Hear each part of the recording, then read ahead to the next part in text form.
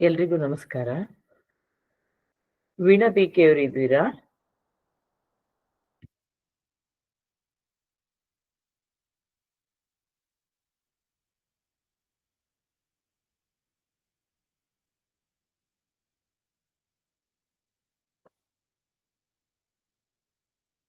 Foundation ನ ನನ್ನ voice ಕೇಳಿಸ್ತಾ ಇದೆ? ಧ್ಯಾನಂ ತರಗತಿಗೆ ಎಲ್ಲರಿಗೂ ಸ್ವಾಗತ.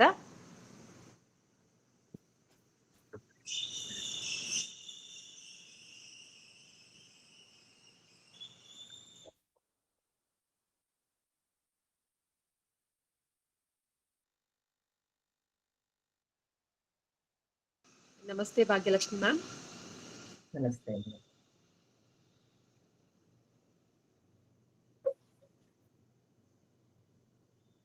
ನನ್ನ ವಾಯ್ಸ್ ಕೇಳಿಸ್ತಾ ಇದೆಯಾ ಅಕ್ಕ? ಕೇಳಿಸ್ತಿದೆ ಮ್ಯಾಮ್, ಕೇಳಿಸ್ತಿದೆ.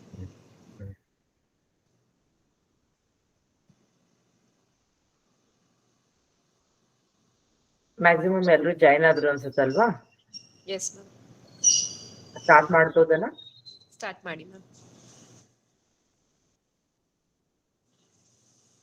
ಎಲ್ರಿಗೂ ನಮಸ್ಕಾರ, ಶುಭೋದಯ. ಈ ದಿನ ನಾವು ಧ್ಯಾನದ ಬಗ್ಗೆ ಹೆಚ್ಚೆಚ್ಚು ತಿಳ್ಕೊಳ್ಳೋಣ. ಅದಕ್ಕೆ ಮೊದಲು ನೀವು ಸಾಧ್ಯವಾದಷ್ಟು ಒಂದು ದೊಡ್ಡ ಮ್ಯಾಟ್, ಯೋಗ ಮ್ಯಾಟ್ ಏನಿದೆಯಲ್ಲ ಅದನ್ನ ಹಾಕೊಳ್ಳಿ. ಅದ್ರ ನಂತರ ನಿಮ್ಗೆ ಅದ್ರ ಮೇಲೆ ಒಂದು ಒಳ್ಳೆ ಅಂದ್ರೆ ವೈಟ್ ತರ ಸೋಬರ್ ಕಲರ್ಸ್, ಯಾವ್ದಾದ್ರು ಕಲರ್ಸ್ ಒಂದು ಮ್ಯಾಟ್ ಇದನ್ನ ಹಾಕೊಂಡು ಬಟ್ಟೆನ ಹಾಕೊಂಡು ಕೂತ್ಕೊಳ್ಳಿ. ಟವಲ್, ಬಟ್ಟೆ, ಒಳ್ಳೆ ನೀವು ಯಾವ್ದಾದ್ರು ಧ್ಯಾನಕ್ಕೆ ಅಂತ ಬಳಸುವಂತ ಬಟ್ಟೆಗಳಿದ್ರೆ ಅದನ್ನ ಹಾಕೊಂಡು ಕೂತ್ಕೊಳ್ಳಿ. ಎಲ್ರು ಕಂಫರ್ಟಬಲ್ ಆಗಿ ಕೂತಿದ್ದೀರಾ ಅಂತ ಅನ್ಕೊಂಡಿದೀನಿ. ಈಗ ನಾವು ಮಾಡ್ಬೇಕಾದ್ದೇನಂದ್ರೆ 3 ಬಾರಿ ಓಂಕಾರ ಹೇಳೋಣ. ಆ ನಂತರ ನಾವು ಗುರುಸ್ತುತಿಯನ್ನ ಮಾಡಿ ಕ್ಲಾಸ್ ಮುಂದುವರ್ಸೋಣ. ಮೊದಲಿಗೆ ಓಂ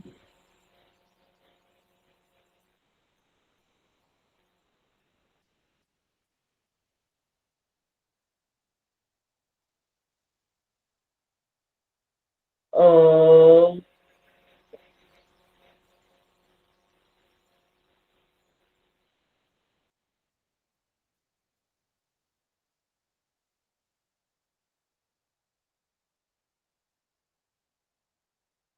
ಓಂ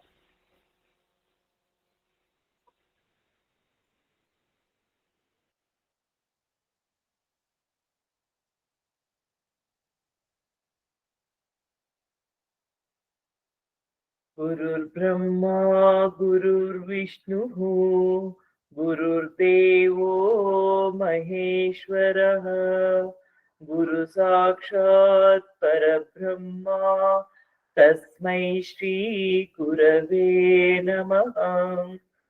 ಶ್ರೀ ಗುರುಭ್ಯೋ ನಮಃ. ಶ್ರೀ ಗುರುಭ್ಯೋ ನಮಃ. ನಮ್ಗೆ ಇದುವರೆಗೂ ಇಷ್ಟು ವಯಸ್ಸಿನವರೆಗೂ ಯಾರೆಲ್ಲ ಗುರುಗಳಿದಾರೋ, ಹಿಂದಿನ ಜನ್ಮದ ಯಾರ್ಯಾರು ಗುರುಗಳಿದಾರೋ, ಮತ್ತೆ ಮುಂದೆ ಸಿಗುವ ಎಲ್ಲ ಗುರುಗಳಿಗೂ ನಾವು ನಮಸ್ಕಾರವನ್ನು ಹೇಳ್ತಾ ಈ ದಿನದ ಕಾರ್ಯಕ್ರಮವನ್ನು ಪ್ರಾರಂಭ ಮಾಡೋಣ. ಮೊದಲಿಗೆ ನಾನು ಲಾಸ್ಟ್ ಟೈಮ್ ಹೇಳಿದ್ದೆ ತಮ್ಗೆ, ಧ್ಯಾನ ಮಾಡ್ಬೇಕಾದ್ರೆ ನಾವು ಯಾವ ರೀತಿ ಸಿದ್ಧತೆಗಳನ್ನ ಮಾಡ್ಕೋಬೇಕು ಅಂತ. ಅಂದ್ರೆ ಯಮ, ನಿಯಮ, ಆಸನ, ಪ್ರಾಣಾಯಾಮ, ಪ್ರತ್ಯಾಹಾರ, ಧಾರಣ, ನಂತರ ಧ್ಯಾನಕ್ಕೆ ಬರ್ಬೇಕು ಅಂತ. ಇದನ್ನೆಲ್ಲ ಇದು ಒಂದು ದಿವಸಕ್ಕೆ ಆಗುವ ಕೆಲಸ ಅಲ್ಲ. ನಾವೇನ್ ಮಾಡ್ಬೇಕು, ಪ್ರಾಕ್ಟೀಸ್ ಮಾಡ್ಬೇಕು ಅಷ್ಟೇ. ಪ್ರಾಕ್ಟೀಸ್ ಮಾಡ್ತಾ ಮಾಡ್ತಾ ಹೋದ್ರೆ ಇದೆಲ್ಲ ಸಾಧ್ಯ ಆಗುತ್ತೆ. ನಿಮ್ಗೆ ಒಂದು ಪೈಥಾಗೊರಸ್ ಅಂತ ಒಬ್ಬ ಮ್ಯಾಥಮೆಟಿಷಿಯನ್ ಇದ್ದಾನೆ. ಇನ್ನು ಅವನದೊಂದು ಸಣ್ಣ ಸ್ಟೋರಿ. ಆತ ಏನು ಅಂತಂದ್ರೆ, ಈಜಿಪ್ಟಿಗೆ ಈ ಹೆಚ್ಚು ಹೆಚ್ಚು ಜ್ಞಾನವನ್ನ ಕಲಿಬೇಕು ಅಂತ ಹೋಗ್ತಾನೆ. ಅವನು ಯುರೋಪಿಯನ್ ಇರ್ತಾನೆ. ಅವನು ಹೋದಾಗ ಅವ್ರೇನ್ ಹೇಳ್ತಾರೆ, ನನಗೆ ಹೆಚ್ಚು ಜ್ಞಾನ ಕಲಿಬೇಕಾಗಿದೆ, ಅದಕ್ಕೆ ನನಗೊಂದು ಸ್ವಲ್ಪ ನಿಮ್ಮ ಒಂದು ಜ್ಞಾನದ ಸಂಸ್ಥೆ ಇರುತ್ತಲ್ಲಿ, ಒಂದು ಆಧ್ಯಾತ್ಮಿಕ ಸಂಸ್ಥೆ ಅಥವಾ ಒಂದು ಸೈಂಟಿಫಿಕ್ ಸಂಸ್ಥೆ ಅಂತ ಅನ್ಕೋಬಹುದು, ಅದು ಒಂದು ಸೈಂಟಿಫಿಕ್ ಇನ್ಸ್ಟಿಟ್ಯೂಷನ್. ಅಲ್ಲಿಗೆ ಹೋಗಿ ಜಾಯ್ನ್ ಆಗ್ಬೇಕು ಅಂದಾಗ ಆತ ಹೋದಾಗ ಅವ್ರು ಹೇಳ್ತಾರೆ, ನಿನಗೆ ಉಪವಾಸ ಇದ್ದ ಅಭ್ಯಾಸ ಇದ್ಯಾ? ನಿನಗೆ ಧ್ಯಾನ ಮಾಡೋದ್ ಗೊತ್ತಿದ್ಯಾ ಅಂತ ಕೇಳ್ತಾರೆ. ಅದಕ್ಕೆ ಅವನು, ಇಲ್ಲ, ನಾನ್ ಕಲಿಯಕ್ ಬಂದಿರೋದು ಮ್ಯಾಥಮೆಟಿಕ್ಸು, ಸೈನ್ಸು, ನನ್ಗೇನಕ್ಕೆ ಇವೆಲ್ಲ ಧ್ಯಾನ ಮತ್ತೆ ಇದು ಎಂತ ಉಪವಾಸ ಅಂತ ಕೇಳ್ತಾನೆ. ಇಲ್ಲ, ನಮ್ಮಲ್ಲಿ ಬೇಸಿಕ್ ರೂಲ್ಸ್ ಏನೆ 40 ದಿನಗಳ ಕಾಲ ಉಪವಾಸವನ್ನ ಅಭ್ಯಾಸ ಮಾಡಿರ್ಬೇಕು, ಧ್ಯಾನವನ್ನ ಅಭ್ಯಾಸ ಮಾಡಿರ್ಬೇಕು. ಆಗ ಮಾತ್ರ ನಾವು ನಮ್ಮ ಸಂಸ್ಥೆಗೆ ಸೇರಿಸ್ಕೊಳ್ಳೋದು ಅಂತ ಹೇಳ್ತಾರೆ. ಅದಕ್ಕೆ ಅವನು ಏನ್ ಮಾಡ್ತಾನೆ, ಹೌದಾ, ಒಟ್ಟು ಆತನಿಗೆ ಆ ಇನ್ಸ್ಟಿಟ್ಯೂಷನ್ ಸೇರ್ಲೇಬೇಕು ಅನ್ನೋ ಆಸೆ. ಹಾಗಾಗಿ 40 ದಿನ ಉಪವಾಸವನ್ನ ಮತ್ತು ಧ್ಯಾನವನ್ನ ಪ್ರಾಕ್ಟೀಸ್ ಮಾಡ್ತಾನೆ. ಪ್ರಾಕ್ಟೀಸ್ ಮಾಡಿ ಅಲ್ಲಿ ಉತ್ತೀರ್ಣನಾದ ನಂತರ ಆತ ಇದು ಜಾಯ್ನ್ ಆಗ್ತಾನೆ, ಆ ಇನ್ಸ್ಟಿಟ್ಯೂಷನ್ಗೆ ಜಾಯ್ನ್ ಆಗ್ತಾನೆ.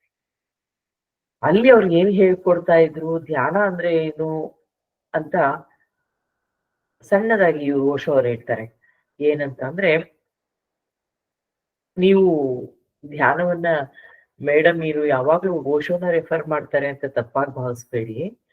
ಓಶೋ ಅವರು ಒಳ್ಳೆ ಧ್ಯಾನಿಯವರು, ಧ್ಯಾನ ಮಾರ್ಗದರ್ಶಕ ಕೂಡ ಆಗಿದ್ರು. ಆತರ ನಮ್ಮಲ್ಲಿ ಸಾಕಷ್ಟು ಜನರಿದ್ದಾರೆ. ನಾನು ಸಾಕಷ್ಟು ವ್ಯಕ್ತಿಗಳಿಂದ ಪ್ರಭಾವಿತರಾಗಿದ್ದೀನಿ. ಅದರಲ್ಲಿ ಓಶೋ ಅವರು ಒಬ್ರು. ನಮ್ಮ ಗುರುಗಳೆಲ್ಲರೂ ಕೂಡ ಅಂದ್ರೆ ಓಶೋದು ಜಾಸ್ತಿ ಗ್ರಂಥಗಳು ಸಿಗುತ್ತೆ ನಮ್ಗೆ ಕಲೀಲಿಕ್ಕೆ, ಧ್ಯಾನವನ್ನ ಕಲೀಲಿಕ್ಕೆ ಸಿಗುತ್ತೆ. ಹಾಗಾಗಿ ಅವ್ರು ಏನ್ ಹೇಳ್ತಾರೆ ಅಂದ್ರೆ, ಉಸಿರಾಟವನ್ನ ಗಮನಿಸ್ಬೇಕು. ನಾವು ತಗೊಳ್ಳುವಂತ ಉಸಿರು ಎಲ್ಲಿಗೆ ಹೋಗುತ್ತೆ, ಎಲ್ಲಿ ನಿಲ್ಲುತ್ತೆ, ಮತ್ತೆ ಎಲ್ಲಿಂದ ಪ್ರಾರಂಭ ಆಗುತ್ತೆ, ಯಾವ ರೀತಿ ಉಸಿರು ಹೊರಗೆ ಹೋಗುತ್ತೆ, ಆ ಹೋದ್ಮೇಲೆ ಅದೆಲ್ಲ ಏನವಾಗುತ್ತೆ, ಉಸಿರು ಅಂದ್ರೆ ಕೇವಲ ಉಸಿರನ್ನ, ಬರೀ ಆಮ್ಲಜನಕವ, ಅದು ಪ್ರಾಣಶಕ್ತಿನ, ಇದನ್ನೆಲ್ಲ ಫೀಲ್ ಮಾಡ್ಬೇಕಾದ್ರೆ ನಾವು ಇದನ್ನ ಅಭ್ಯಾಸ ಮಾಡಬೇಕು ಅಂತ ಹೇಳ್ತಾರೆ. ಈ ಧ್ಯಾನ ಪರಂಪರೆ ನಮ್ಗೆ ಶಿವ ಪಾರ್ವತಿಗೆ ಹೇಳ್ಕೊಡುವ ಇದರಲ್ಲಿ, ಪಾರ್ವತಿ ಮಾನವ ಜನ್ಮದಿಂದ ಹೋದಂತವಳು, ಅವಳು ಭಗವಂತನನ್ನ ಸೇರ್ಬೇಕು ಅಂತ ಹೊರಟಾಗ ಆಕೆ ತುಂಬಾ ತಪಸ್ಸುಗಳನ್ನ ಮಾಡಿ ಶಿವನನ್ನ ಪಡಿತಾಳೆ. ಶಿವನನ್ನ ಪಡೆದ ಮೇಲೂ ಕೂಡ ಶಿವ ಹೇಳ್ತಾನೆ, ಶಿವನ್ಗೆ ಶಿವತ್ವವನ್ನ ಪಡಿಬೇಕು ಅವಳು. ಶಿವನ್ ಜೊತೆ ವಾಸ ಮಾಡ್ಬೇಕಂದ್ರೆ ಈ ಮಾನವ ಶರೀರದಿಂದ ಅವನ ಜೊತೆ ವಾಸ ಮಾಡಕ್ಕಾಗಲ್ಲ. ಅದಕ್ಕೆ ಅವಳು ಏನ್ ಕೇಳ್ತಾಳೆ, ಶಿವ ಅಂದ್ರೆ ಭಗವಂತ, ನೀನ್ ಯಾರು, ನಿನ್ನ ಸ್ವರೂಪ ಏನು ಅಂತ ಕೇಳ್ತಾಳೆ. ಅದಕ್ಕೆ ಭಗವಂತ ಉತ್ತರನ ಬಾಯಲ್ಲಿ ಕೊಡಲ್ಲ ಅವರು. ನಾನಂದ್ರೆ ನಾನು ಭಗವಂತ, ನನಗೆ ಸಾವಿರಾರು ಮುಖ ಇದೆ, ಸಾವಿರಾರು ಕೈಗಳಿದೆ, ಸಾವಿರಾರು ಇದಿದೆ ಅಂತ ಅವ್ನು ಹೇಳಲ್ಲ. ಹೇಳಿದ್ರೆ ಥಿಯರಿ ತುಂಬಾ ದಿವಸ ತಲೆಯಲ್ಲಿ ಉಳಿಯಲ್ಲ, ಅಭ್ಯಾಸದಿಂದ ಅದು ಉಳಿಯುತ್ತೆ. ಅದಕ್ಕೆ ಅವ್ರು ಏನ್ ಮಾಡ್ತಾರೆ, ಸಾಕಷ್ಟು ಎಲ್ಲದಕ್ಕೂ ಉತ್ತರನ ಕ್ರಿಯೆಗಳ ಮೂಲಕ, ಅಂದ್ರೆ ಏನನ್ನ ಮಾಡಿದ್ರೆ ನೀನು ನನ್ನನ್ನ ಪಡೆಯಬಹುದು, ಯಾವುದರಿಂದ ನೀನು ನನ್ನನ್ನ ಪಡೀತೀಯಾ ಅನ್ನೋದ್ರ ಬಗ್ಗೆ ಹೇಳ್ತಾ ಹೋಗ್ತಾರೆ. ನನ್ನಂತೆ ಆಗೋದಕ್ಕೆ ಏನು, ಅದೇ ಅದರಲ್ಲಿ ಧ್ಯಾನವನ್ನು ಕೂಡ ಅವ್ರು ಯಾವ ರೀತಿ ಧ್ಯಾನವನ್ನ ಪ್ರಾಕ್ಟೀಸ್ ಮಾಡ್ಬೇಕು, ಧ್ಯಾನವನ್ನ ಪಡಿಬೇಕಾದ್ರೆ ಮೊದಲಿಗೆ ಈ ಹಂತಗಳನ್ನ ದಾಟಿ ಬಂದು ಧ್ಯಾನವನ್ನ ಅಭ್ಯಾಸ ಮಾಡ್ಬೇಕು ಅಂತ ಹೇಳ್ತಾರೆ. ಈ ಧ್ಯಾನವನ್ನ ಮಾಡ್ತಾ ಮಾಡ್ತಾ ನೀವು ಶಿವನನ್ನೇ ಪಡಿಬಹುದು. ಈ ಶಿವೋಹಂ ಧ್ಯಾನ ಅಂತ ನಾನು ಏನ್ ಹೇಳ್ತಾ ಇದ್ದೀನಿ, ನಮ್ಮೊಳಗಿನ ಶಿವನನ್ನ ನಾವು ಗುರ್ತಿಸ್ಕೋಬೇಕು. ನಮ್ಮೊಳಗಿನ ಶಿವನನ್ನ ನಾವು ಗುರ್ತಿಸ್ಕೊಳ್ಳೋದೇ ಶಿವೋಹಂ ಧ್ಯಾನದ ಉದ್ದೇಶ. ಶಿವ ಹೊರಗಡೆ ಏನಿದಾನೆ ಅಂತ ನಮ್ಮ ಭಾವನೆ ಇದೆಯೋ ಅದನ್ನ ಶಂಕರಾಚಾರ್ಯರು ಆ ಕಾಲದಲ್ಲೇ ಹೇಳ್ಬಿಟ್ಟಿದ್ದಾರೆ. ಅಹಂ ಬ್ರಹ್ಮಾಸ್ಮಿ, ನಾನೇ ಬ್ರಹ್ಮ, ನಾನೇ ಬ್ರಹ್ಮ ಅಂತ ಹೇಳ್ಬಿಟ್ಟು ಯಾರಿಗಾದ್ರೂ ಹೇಳ್ಕೊಟ್ಬಿಟ್ರೆ ಅವ್ರು ಅದನ್ನ ಎಷ್ಟು ಹುಚ್ಚುಚ್ಚಾಗಿ ಬಳಸ್ಕೋಬೋದಲ್ವಾ. ನಾನೇ ಭಗವಂತ, ನನಗೆ ಪೂಜೆ ಮಾಡು ಅನ್ನೋಷ್ಟು ಕೇವಲವಾಗಿ ಅದನ್ನ ಬಳಸ್ಕೋಬಹುದು. ಆದ್ರೆ ಈ ಯಮ ನಿಯಮ, ಆಸನ, ಪ್ರಾಣಾಯಾಮ, ಪ್ರತ್ಯಾಹಾರ, ಧಾರಣ, ಧ್ಯಾನ, ಸಮಾಧಿ ಇದನ್ನ ಪಡ್ಕೊಂಡು ಎಲ್ಲ ಲಯವಾದ ನಂತರ ಎಲ್ಲವೂ ಹೋಗ್ಬೇಕು. ಕೊನೆಗೊಂದು ದಿವಸ ಎಲ್ಲವೂ ಸಮಾಧಿ ಸ್ಥಿತ ತಲುಪಿದಾಗ, ಅಂದ್ರೆ ಸಮವಾದ ಧಿ, ಯಾವುದು ಉಳಿಯಲ್ಲ, ಯಾವ ಪ್ರಾಕ್ಟೀಸ್ ಉಳಿಯಲ್ಲ, ಏನು ಉಳಿಯಲ್ಲ, ಎಲ್ಲವೂ ಲಯವಾಗ್ತಾ ಹೋಗುತ್ತೆ, ಒಂದಕ್ಕೊಂದು ಲಯವಾಗಿ ಕೊನೆಗಾಗುವಾಗ ನಾವೇ ಆ ಬ್ರಹ್ಮವಾಗ್ಬಿಡ್ತೀವಿ. ಆ ನೇಚರ್ ಅಲ್ಲಿರುವ ಸಪ್ತ ಚಕ್ರಗಳು ನಮ್ಮಲ್ಲಿ ಸಂಪೂರ್ಣವಾಗಿ ಆಕ್ಟಿವೇಟ್ ಆದ ತಕ್ಷಣ ನಾವೇ ಅದಾಗ್ಬಿಡ್ತೀವಿ. ತತ್ವಮಸಿ, ತತ್ವಮಸಿ ಅಂತಂದ್ರೆ ನಾನು ಅದೇ, ಅದು ನಾನೇ, ನಾನು ಅದೇ ಅಂತ. ಈ ಏನು ಘನ ಪ್ರಜ್ಞೆ ಇದೆಯೋ ಅದು ನಾನೇ. ಆ ಘನ ಪ್ರಜ್ಞೆ ಅಂತ ಏನೈತಿ, ಈಶ್ವರ ಪ್ರಜ್ಞೆ. ಆ ಪ್ರಜ್ಞೆ ಈಶ್ವರ ಅಂತ ಅಂದ್ರೆ ಇಲ್ಲಿ ಭಗವಂತ ಅನ್ನೋ ಅರ್ಥದಲ್ಲಿ. ನೀವು ಅದನ್ನ ಒಂದು ಧರ್ಮಕ್ಕೆ, ಒಂದು ಇದಕ್ಕೆ ಬೈಂಡ್ ಮಾಡ್ಬೇಡಿ ದಯವಿಟ್ಟು ಯಾರು. ಇಲ್ಲಿ ತಮಗಿಷ್ಟವಾದ ದೇವರನ್ನ ತಾವು ಜ್ಞಾಪಿಸ್ಕೋಬಹುದು. ದೇವರು ಅನ್ಕೋಬಹುದು, ಪ್ರಕೃತಿ ಅನ್ಕೋಬಹುದು, ಒಂದು ಸೂಪರ್ ನ್ಯಾಚುರಲ್ ಪವರ್ ಅನ್ಕೋಬಹುದು, ಏನ್ ಬೇಕಾದ್ರೂ ಅನ್ಕೊಳ್ಳಿ. ಆದ್ರೆ ಧ್ಯಾನದ ಉದ್ದೇಶಗಳೇನು, ಧ್ಯಾನ ಅಂದ್ರೆ ಏನು, ಧ್ಯಾನವನ್ನ ಹೇಗ್ ಮಾಡ್ಬೇಕು, ಇದೆಲ್ಲವನ್ನ ನಾವು ತಿಳ್ಕೋಬೇಕು. ಇವೆಲ್ಲವೂ ಅಭ್ಯಾಸದ ಕ್ರಿಯೆಗಳು, ಕೇವಲ ಮಾತಿನಿಂದ ತಿಳ್ಕೊಳ್ಳುವಂತ ಕ್ರಿಯೆಗಳಲ್ಲ. ನಾನು ಧ್ಯಾನ ಅಂದ್ರೆ ಹಾಗಿರುತ್ತೆ, ಧ್ಯಾನ ಅಂದ್ರೆ ಹೀಗಿರುತ್ತೆ, ಧ್ಯಾನದಿಂದ ಇಂಥ ಪ್ರಯೋಜನಗಳಾಗುತ್ತೆ ಅಂತ ಹೇಳಿದ್ರೆ, ನೀವು ಅದನ್ನ ಅದೇ ರೀತಿ ಓದಿ ಬಹರ್ಟ್ ಮಾಡಿದ್ರೆ ನಿಮ್ಗೆ ಧ್ಯಾನ ಸಿದ್ಸುತ್ತಾ, ಧ್ಯಾನದ ಪ್ರಯೋಜನಗಳಾಗತ್ತಾ? ಇಲ್ಲ. ಧ್ಯಾನ ಅಂದ್ರೆ ಹೇಳಲಿಕ್ಕೆ ನಿಮ್ಗೆ ನೂರಾರು ಪುಸ್ತಕಗಳು ಸಿಗ್ತವೆ, ಆದ್ರೆ ಧ್ಯಾನವನ್ನ ಅಭ್ಯಾಸ ಮಾಡೋದ್ರಿಂದ ಮಾತ್ರ, ಇದು ಪ್ರಾಕ್ಟಿಕಲ್ ನಾಲೆಡ್ಜ್ ಧ್ಯಾನ ಅನ್ನೋದು. ಈ ಧ್ಯಾನವನ್ನ ನಾವು ಅಭ್ಯಾಸ ಮಾಡಿನೇ ಸಿದ್ಧಿಸ್ಕೋಬೇಕಾಗಿದೆ. ಅಭ್ಯಾಸ ಮಾಡ್ಬೇಕಾದ್ರೆ ನಮ್ಗೆ ಒಂದು ಸ್ಥಿತಿ ಬೇಕು. ಈಗ ಒಂದು ಅಳ್ಳಾಡದಲ್ಲೇ ಕುತ್ಕೊಳ್ಳೋ ಒಂದು ಆಸನ ಬೇಕು. ಅದಕ್ಕೋಸ್ಕರ ನಾವು ಆಸನ ಕಲಿಬೇಕು. ಆಸನ ಕಲಿಯೋಕ್ ಮುಂಚೆ ನಾವು ಯಮ ನಿಯಮ ಪಾಲನೆ ಮಾಡಬೇಕು. ಇವೆಲ್ಲವೂ ಕೂಡ ಇರುತ್ತೆ. ನಿಮ್ಗೆ ಮೊದಲಿಗೆ ನಾವು ಧ್ಯಾನಕ್ಕೆ ಹೇಗ್ ಕುತ್ಕೋಬೇಕು ಅನ್ನೋದ್ರ ಬಗ್ಗೆ ಸ್ವಲ್ಪ ಹೇಳ್ತೀನಿ. ಮೊದಲಿಗೆ ಪ್ರಶಾಂತವಾದ ಸ್ಥಳದಲ್ಲಿ ಕುತ್ಕೊಳ್ಳೋಣ. ಒಂದು ಮೃದುವಾದ ಈ ಆಸನದಲ್ಲಿ ಕುತ್ಕೊಳ್ಳೋಣ. ಅಂತಂದ್ರೆ ತುಂಬಾ ಹಾರ್ಡ್ ಸರ್ಫೇಸ್ ಮೇಲೆ ಕುತ್ಕೊಂಡ್ರೆ ನಮ್ಗೆ ಧ್ಯಾನ ಆಗೋದಿಲ್ಲ, ಯಾಕೆಂದ್ರೆ ನಾವು ತುಂಬಾ ಹೊತ್ತು ಕೂರ್ಬೇಕು ಅಂತ ಉದ್ದೇಶ ಇರೋದ್ರಿಂದ.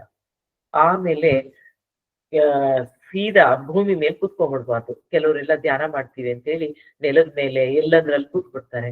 ಅದು ಹಾಗೆ ಕೂರ್ಬಾರ್ದು. ಅದಕ್ಕೆ ಒಂದು ತೆಳುವಾದ ಬಟ್ಟೆ, ಏನಾದ್ರೂ ನಿಮ್ಮ ಹತ್ರ ಒಂದು ಕರ್ಚೀಫ್ ಇದ್ರೂ ಕೂಡ ಅದ್ರ ಮೇಲೆ ಹಾಕಿ ಕೂತ್ಕೋಬೇಕಾಗತ್ತೆ. ಇದು ಕೂತ್ಕೊಳ್ಳೋದ್ರ ಬಗ್ಗೆ ಒಂದು ಮೃದುವಾಗಿರ್ಬೇಕದು ಆಸನ. ಆಮೇಲೆ ಆ ಆಸನ ಹೇಗಿರ್ಬೇಕು, ನಿಮ್ಗೆ ಸಪ್ತ ಚಕ್ರಗಳೇನಿದೆಯೋ, ಯಾವ ಚಕ್ರಗಳು ನಿಮ್ಗೆ ವೀಕ್ ಅನ್ನಿಸ್ತಿದ್ಯೋ ಆ ಬಣ್ಣದ, ನಿಮ್ಗೆ ಚಕ್ರಗಳ ಕ್ಲಾಸ್ ಅನ್ನ ಇನ್ನೊಮ್ಮೆ ತಗೊಂಡಾಗ ಹೇಳ್ತೀನಿ ಯಾವ ಚಕ್ರಕ್ಕೆ ಯಾವ ಯಾವ ಬಣ್ಣ ಅಂತ. ಆಯಾ ಬಣ್ಣದ ಬಟ್ಟೆಗಳನ್ನ ಯೂಸ್ ಮಾಡ್ಬೋದು ಆಸನಕ್ಕೆ. ಹಾಕೊಂಡು ಕುತ್ಕೋಬೇಕು. ಹಾಕೊಂಡು ಕುತ್ಕೊಂಡ್ರೆ ಅದು ನಮ್ಗೆ ಆ ಚಕ್ರದ ಮೇಲೆ ಹೆಚ್ಚು ಫೋಕಸ್ ಮಾಡ್ಲಿಕ್ಕೆ ಸಾಧ್ಯವಾಗುತ್ತೆ. ನಂತರ ಕುತ್ಕೊಳ್ಳೋದಾಯ್ತು. ಯಾವ ರೀತಿ ಕುತ್ಕೋಬೇಕು? ಸುಖಾಸನದಲ್ಲಿ ಕುತ್ಕೋಬಹುದು, ಸಿದ್ಧಾಸನದಲ್ಲಿ ಕುತ್ಕೋಬಹುದು.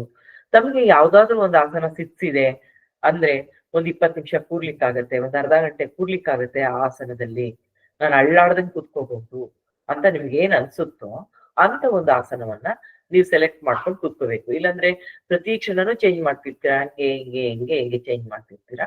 ಅದ್ ಚೇಂಜ್ ಮಾಡಿದ್ರೆ ಸರಿ ಹೋಗಲ್ಲ. ಆಸನಕ್ಕಿಂತ ಮುಂಚೆ, ನಾವು ಕೂರೋದಕ್ಕಿಂತ ಮುಂಚೆ ಒಂದು ಸಣ್ಣ ಕಪ್ನಲ್ಲಿ ಸ್ವಲ್ಪ ನೀರನ್ನ ಕುಡ್ದಿರೋಣ. ಖಾಲಿ ಹೊಟ್ಟೆ ಇರ್ಬೇಕು. ಕೇವಲ ನೋಡಿ, ಈಗ ಚೆನ್ನಾಗಿ ತಿಂದ್ಬಿಟ್ಟು ನಾನು ಕುತ್ಕೊಂಡು ಧ್ಯಾನ ಮಾಡ್ತೀನಿ ಅಂದ್ರೆ ಆಗತ್ತಾ? ನಿದ್ರೆ ಆಗತ್ತೆ, ಧ್ಯಾನ ಆಗಲ್ಲ. ಧ್ಯಾನ ಆಗ್ಬೇಕಾದ್ರೆ ನಾವೇನ್ ಮಾಡ್ಬೇಕು, ಊಟ ಒಂದು 3 hours, 2 to 3 hours ಗ್ಯಾಪ್ ಇರ್ಬೇಕು ನಾವು ಊಟ ಮಾಡಿ. ಆಗ ನಾವು ಕುತ್ಕೋಬಹುದು, ಆಗ ಧ್ಯಾನಕ್ಕೆ ಕುತ್ಕೋಬಹುದು. ಆಮೇಲೆ ಹಾಸಿಗೆ ಮೇಲೆ ಕುತ್ಕೊಂಡು ಧ್ಯಾನ ಮಾಡ್ಬೋದಾ? ನೀವೀಗ ಎದ್ದ ತಕ್ಷಣ ಏನ್ ಮಾಡ್ಬೇಕು, ಬ್ರಷ್ ಮಾಡಿ ಎಲ್ಲ ಮಾಡಿ ಸ್ವಚ್ಛವಾದ ನಂತರ ಒಳ್ಳೆ ಉಡುಪುಗಳನ್ನ, ಅಂದ್ರೆ ಲೂಸ್ ಆಗಿರ್ಬೇಕು ಉಡುಪುಗಳು, ಯಾವುದೇ ಟೈಟ್ ಉಡುಪುಗಳನ್ನ ಧರಿಸಿರ್ಬಾರ್ದು. ಅಂತ ಉಡುಪುಗಳಲ್ಲಿ ಕುತ್ಕೊಂಡಾಗ ಹಿಂಸೆ ಆಗ್ತಿರುತ್ತೆ. ಇಲ್ಲಿ ಎಳ್ಕೊಳ್ಳೋಣ, ಅಲ್ಲಿ ಎಳ್ಕೊಳ್ಳೋಣ, ಹಿಂಗ್ ಟೈಟ್ ಆಗ್ತಿದೆ, ಹಿಂಗ್ ಎಳ್ಕೊಳ್ಳೋಣ, ಸಡಿಲ್ಸ್ಕೊಳ್ಳೋಣ ಅಂತ ಅನ್ಸ್ತಿರುತ್ತೆ. ಆದಷ್ಟು ಕಡಿಮೆ ಬಟ್ಟೆಯಲ್ಲಿ, ಬಹಳ ತೆಳು ಅಂದ್ರೆ ಲೂಸ್ ಆಗಿರುವಂತ ಬಟ್ಟೆಯನ್ನ ಧರಿಸಿರ್ಬೇಕು. ಆಗ ನಿಮ್ಗೆ ಆರಾಮಾಗಿ ಕೂರ್ಬಹುದು. ಆಗ ಒಂದು ನೋಡಿ ಸೊಳ್ಳೆ ಅಂತದೆಲ್ಲ ಏನಾದ್ರು ಇದ್ರೆ ಒಂದ್ ಸಣ್ಣದಾಗಿ ಫ್ಯಾನ್ ಇಟ್ಕೋಬಹುದು. ಅಥವಾ ಸಣ್ಣದಾಗಿ ನೀವು ಕಾಯಿಲ್ಸ್ ನ ಯೂಸ್ ಮಾಡ್ಬೋದು. ದೂರದಲ್ಲಿರ್ಲಿ ಆ ಕಾಯಿಲ್ಸ್ ಎಲ್ಲ, ಹತ್ರದಲ್ಲಿರೋದು ಬೇಡ. ಈ ರೀತಿ ಇರ್ಬೇಕು. ಆಮೇಲೆ ಮೇಡಮ್ ನಾವು ಡ್ರಿಂಕ್ಸ್ ಮಾಡಿ ಧ್ಯಾನ ಮಾಡ್ಬೋದಾ? ಮಾಡಬಾರ್ದು. ನಾವು ಮಾಡ್ತಾ ಇರೋದು ಮೆದುಳಿನ, ನಾವು ಧ್ಯಾನ ಏನ್ ಮಾಡ್ತೀವೋ ಅದೆಲ್ಲವೂ ನಮ್ಮ ಮೆದುಳಿನ ನರಗಳ ಮೇಲೆ ಕೆಲಸ ಮಾಡುತ್ತೆ. ಆಗ ನಾವು ಕುಡ್ದಿದ್ರೆ ಅದನ್ನ ಮಾಡ್ಲಿಕ್ಕಾಗಲ್ಲ. ಆಗ ವ್ಯತಿರಿಕ್ತ ಪರಿಣಾಮಗಳು ಬೀರುತ್ತೆ. ವ್ಯತಿರಿಕ್ತ ಪರಿಣಾಮಗಳು ತುಂಬಾ ತೊಂದರೆಗೆ ಮಾಡ್ತವೆ. ಆದ್ರಿಂದ ಡ್ರಿಂಕ್ಸ್ ಮಾಡಿ ಯಾರು ಧ್ಯಾನ ಮಾಡಬಾರ್ದು. ನೀರನ್ನೇ ಕುಡಿಯೋದ್ರುನು ಒಂದು 1/4 ಗಂಟೆ ಮುಂಚೆ ಕುಡಿದಿರ್ಬೇಕು. ಸ್ನಾನ ಮಾಡಿ ಮಡಿಯಾಗಿ ಕೂತ್ಕೋಬೇಕು ಧ್ಯಾನಕ್ಕೆ. ಕೂತ ನಂತರ ಶೌಚಕ್ರಿಯೆಗಳು, ಮಲಮೂತ್ರಾದಿಗಳೆಲ್ಲ ವಿಸರ್ಜನೆ ಆದ ನಂತರ ಧ್ಯಾನ ಕೂತ್ಕೊಂಡ್ರೆ ನಿಮ್ಗೆ 1 ಗಂಟೆ ಅಂತರದಲ್ಲಿ ಮಧ್ಯದಲ್ಲಿ ಎದ್ದೇಳೋದು, ಕುತ್ಕೊಳ್ಳೋದು, ಮತ್ತೆ ಆ ಕಾನ್ಸಂಟ್ರೇಷನ್ ಹೊರಟೋಗುತ್ತೆ. ಮತ್ತೆ ಆ ಕಾನ್ಸಂಟ್ರೇಷನ್ ತರಿಸಿಕ್ಕೆ ನಿಮ್ಗೆ ಕಷ್ಟ ಆಗತ್ತೆ. ಆದ್ರಿಂದ ಅವನ್ನೆಲ್ಲ ಕ್ಲಿಯರ್ ಮಾಡ್ಕೊಂಡು ಧ್ಯಾನಕ್ಕೆ ಕೂತಿರ್ಬೇಕು. ಧ್ಯಾನಕ್ಕೆ ಕೂತ್ಕೋಬೇಕಾದ್ರೆ ಸ್ವಲ್ಪ ಮನೆಯವ್ರಿಗೆ ಇನ್ಫಾರ್ಮ್ ಮಾಡಿರ್ಬೇಕು. ಏನಂತ, ನಾನು ಧ್ಯಾನ ಮಾಡ್ತಾ ಇದ್ದೀನಿ, ದಯವಿಟ್ಟು ನನ್ಗೊಂದು 20 ನಿಮಿಷನೋ, ಅರ್ಧ ಗಂಟೆನೋ, 1 ಅವರ್ ಯಾರು ನನಗೆ ಡಿಸ್ಟರ್ಬ್ ಮಾಡಬೇಡಿ, ಯಾವುದಕ್ಕೂ ಕರಿಬೇಡಿ ಅಂತ ಹೇಳ್ಬೇಕು. ಇಲ್ಲ ಅಂತ ಅಂದ್ರೆ ಅವರು ಬಂದು ಮಧ್ಯದಲ್ಲಿ ಅಮ್ಮ ಅಮ್ಮ ಅಂತ ಮಾತಾಡ್ಸೋದಾಗ್ಲಿ, ಎದ್ದೇಳಿ ಸ್ವಲ್ಪ ಕಾಫಿ ಕೊಡಿ, ಸ್ವಲ್ಪ ಇದನ್ ಮಾಡಿ ಅದನ್ ಮಾಡಿ ಅಂತ ತಮ್ಮನ್ನ ಪ್ರಶ್ನೆ ಮಾಡ್ಬಾರ್ದು. ಆ ತರ ಇದ್ದಾಗ ಅವರು ನಿಮ್ಗೆ ಅರ್ಥ ಮಾಡ್ಕೊಂಡು 1 ಅವರ್ ಕೊಡ್ತಾರೆ. ಇಲ್ಲ ಅಂದ್ರೆ ಅದು ಡಿಸ್ಟರ್ಬ್ ಆಗ್ತಾ ಇರುತ್ತೆ. ಗಾಳಿ ಬೆಳಕು, ಮಂದ ಬೆಳಕಿರ್ಲಿ. ತುಂಬಾ ಸ್ಟ್ರಾಂಗ್ ಬೆಳಕಿದ್ದಾಗ ಕಣ್ಣು ಮುಚ್ಚಿದ್ರು ನಿಮಗೆ ತುಂಬಾ ಹೊತ್ತು ದೀರ್ಘವಾಗಿ ಒಳ ಹೋಗ್ಲಿಕ್ಕೆ ಸಾಧ್ಯವಾಗೋದಿಲ್ಲ. ಬೆಳಕು ಸ್ವಲ್ಪ ಮಂದವಾದ ಬೆಳಕಿರ್ಲಿ. ಗಾಳಿ ಚೆನ್ನಾಗಿ ಆಡ್ತಾ ಇರ್ಲಿ, ತಣ್ಣ ಗಾಳಿ ಬೀಸ್ತಾ ಇರ್ಲಿ. ಇಲ್ಲಾಂದ್ರೆ ಏನಾಗುತ್ತೆ, ಶೆಕೆ, ಸಫೋಕೇಶನ್, ಉಸಿರಾಟಕ್ಕೆ ತೊಂದರೆ ಆಗ್ತಾ ಇರುತ್ತೆ. ಮತ್ತೆ ಯಾರು ಈಗ ಸೈನಸೈಟಿಸ್ ಇರುತ್ತೆ, ಮೂಗ್ ಫುಲ್ ಬ್ಲಾಕ್ ಆಗಿರುತ್ತೆ, ಆ ಶೀತ ಆಗಿರುತ್ತೆ, ಕೆಮ್ಮಿರುತ್ತೆ ಅಂತವರು ದಯವಿಟ್ಟು ಸ್ವಲ್ಪ ಆ ಅದನ್ನೆಲ್ಲ ಕ್ಲಿಯರ್ ಆದ್ಮೇಲೆ ಮಾಡಿದ್ರೆ ಒಳ್ಳೇದು. ಇಲ್ಲಾಂದ್ರೆ ಉಸಿರಾಟ ಮಾಡ್ಲಿಕ್ಕೆ ತೊಂದರೆ ಆಗುತ್ತೆ. ಈ ನಾನು ಹೇಳ್ತಾರ ಬರೀ ಧ್ಯಾನವನ್ನ ಮಾಡಬಹುದು. ಶಿವೋಹಂ ಧ್ಯಾನಕ್ಕೆ ಕೆಲವು ಕ್ರಿಯೆಗಳನ್ನ ಮಾಡ್ಬೇಕಾದ್ರೆ ಪೂರ್ವಭಾವಿಯಾಗಿ, ಆಗ ಸ್ವಲ್ಪ ತೊಂದರೆ ಆಗುತ್ತೆ. ಅದಕ್ಕೋಸ್ಕರ ಆದಷ್ಟು ಅದನ್ನ ಅನುಸರಿಸಿ. ಮತ್ತು ಈಗೇನು ತೊಂದರೆ ಇಲ್ಲ, ನೀವು ಕಲೀಲಿಕ್ಕೆ ಮತ್ತೆ ಕೇಳಲಿಕ್ಕೆ ಯಾವ್ದು ತೊಂದರೆ ಇಲ್ಲ. ನೀವ್ ಯಾವಾಗ ಅದನ್ನ ಪ್ರಾಕ್ಟೀಸ್ ಮಾಡಕ್ ಕೂರ್ತೀರಲ್ಲ, ಆವಾಗ ಸ್ವಲ್ಪ ಆ ರೀತಿ ಇದ್ರೆ ಒಳ್ಳೇದು. ನಂತರ ನೀವು ಧ್ಯಾನಕ್ಕೆ ಕೂತ ನಂತರ ಎಲ್ಲೋ ಒಂದ್ ಕಡೆ ಮೈ ಎಲ್ಲೋ ಒಂಚೂರು ಇಲ್ಲಿ ಕಡಿತಾ ಇದೆ ಅನ್ಕೊಳ್ಳಿ, ಹಂಗೆ ಕಣ್ಮುಚ್ಕೊಂಡ್ ಕುತ್ಕೋಬೇಡಿ. ಹಂಗೆ ಕುತ್ಕೊಂಡಿದ್ರೆ ನಿಮ್ಗೆ ಗಮನ ಎಲ್ಲ ಕಡಿತಾ ಇರೋ ಕಡೆಗೆ, ಅಯ್ಯೋ ನನ್ ಕಡಿತಿದೆ, ಏನ್ ಮಾಡ್ಲಿ ಅದನ್ನ ಕಂಟ್ರೋಲ್ ಮಾಡ್ತಾ ಇರ್ತೀರ. ಧ್ಯಾನದಲ್ಲಿ ಸರ್ವವೂ ಸ್ವತಂತ್ರವಾಗಿರ್ಬೇಕು.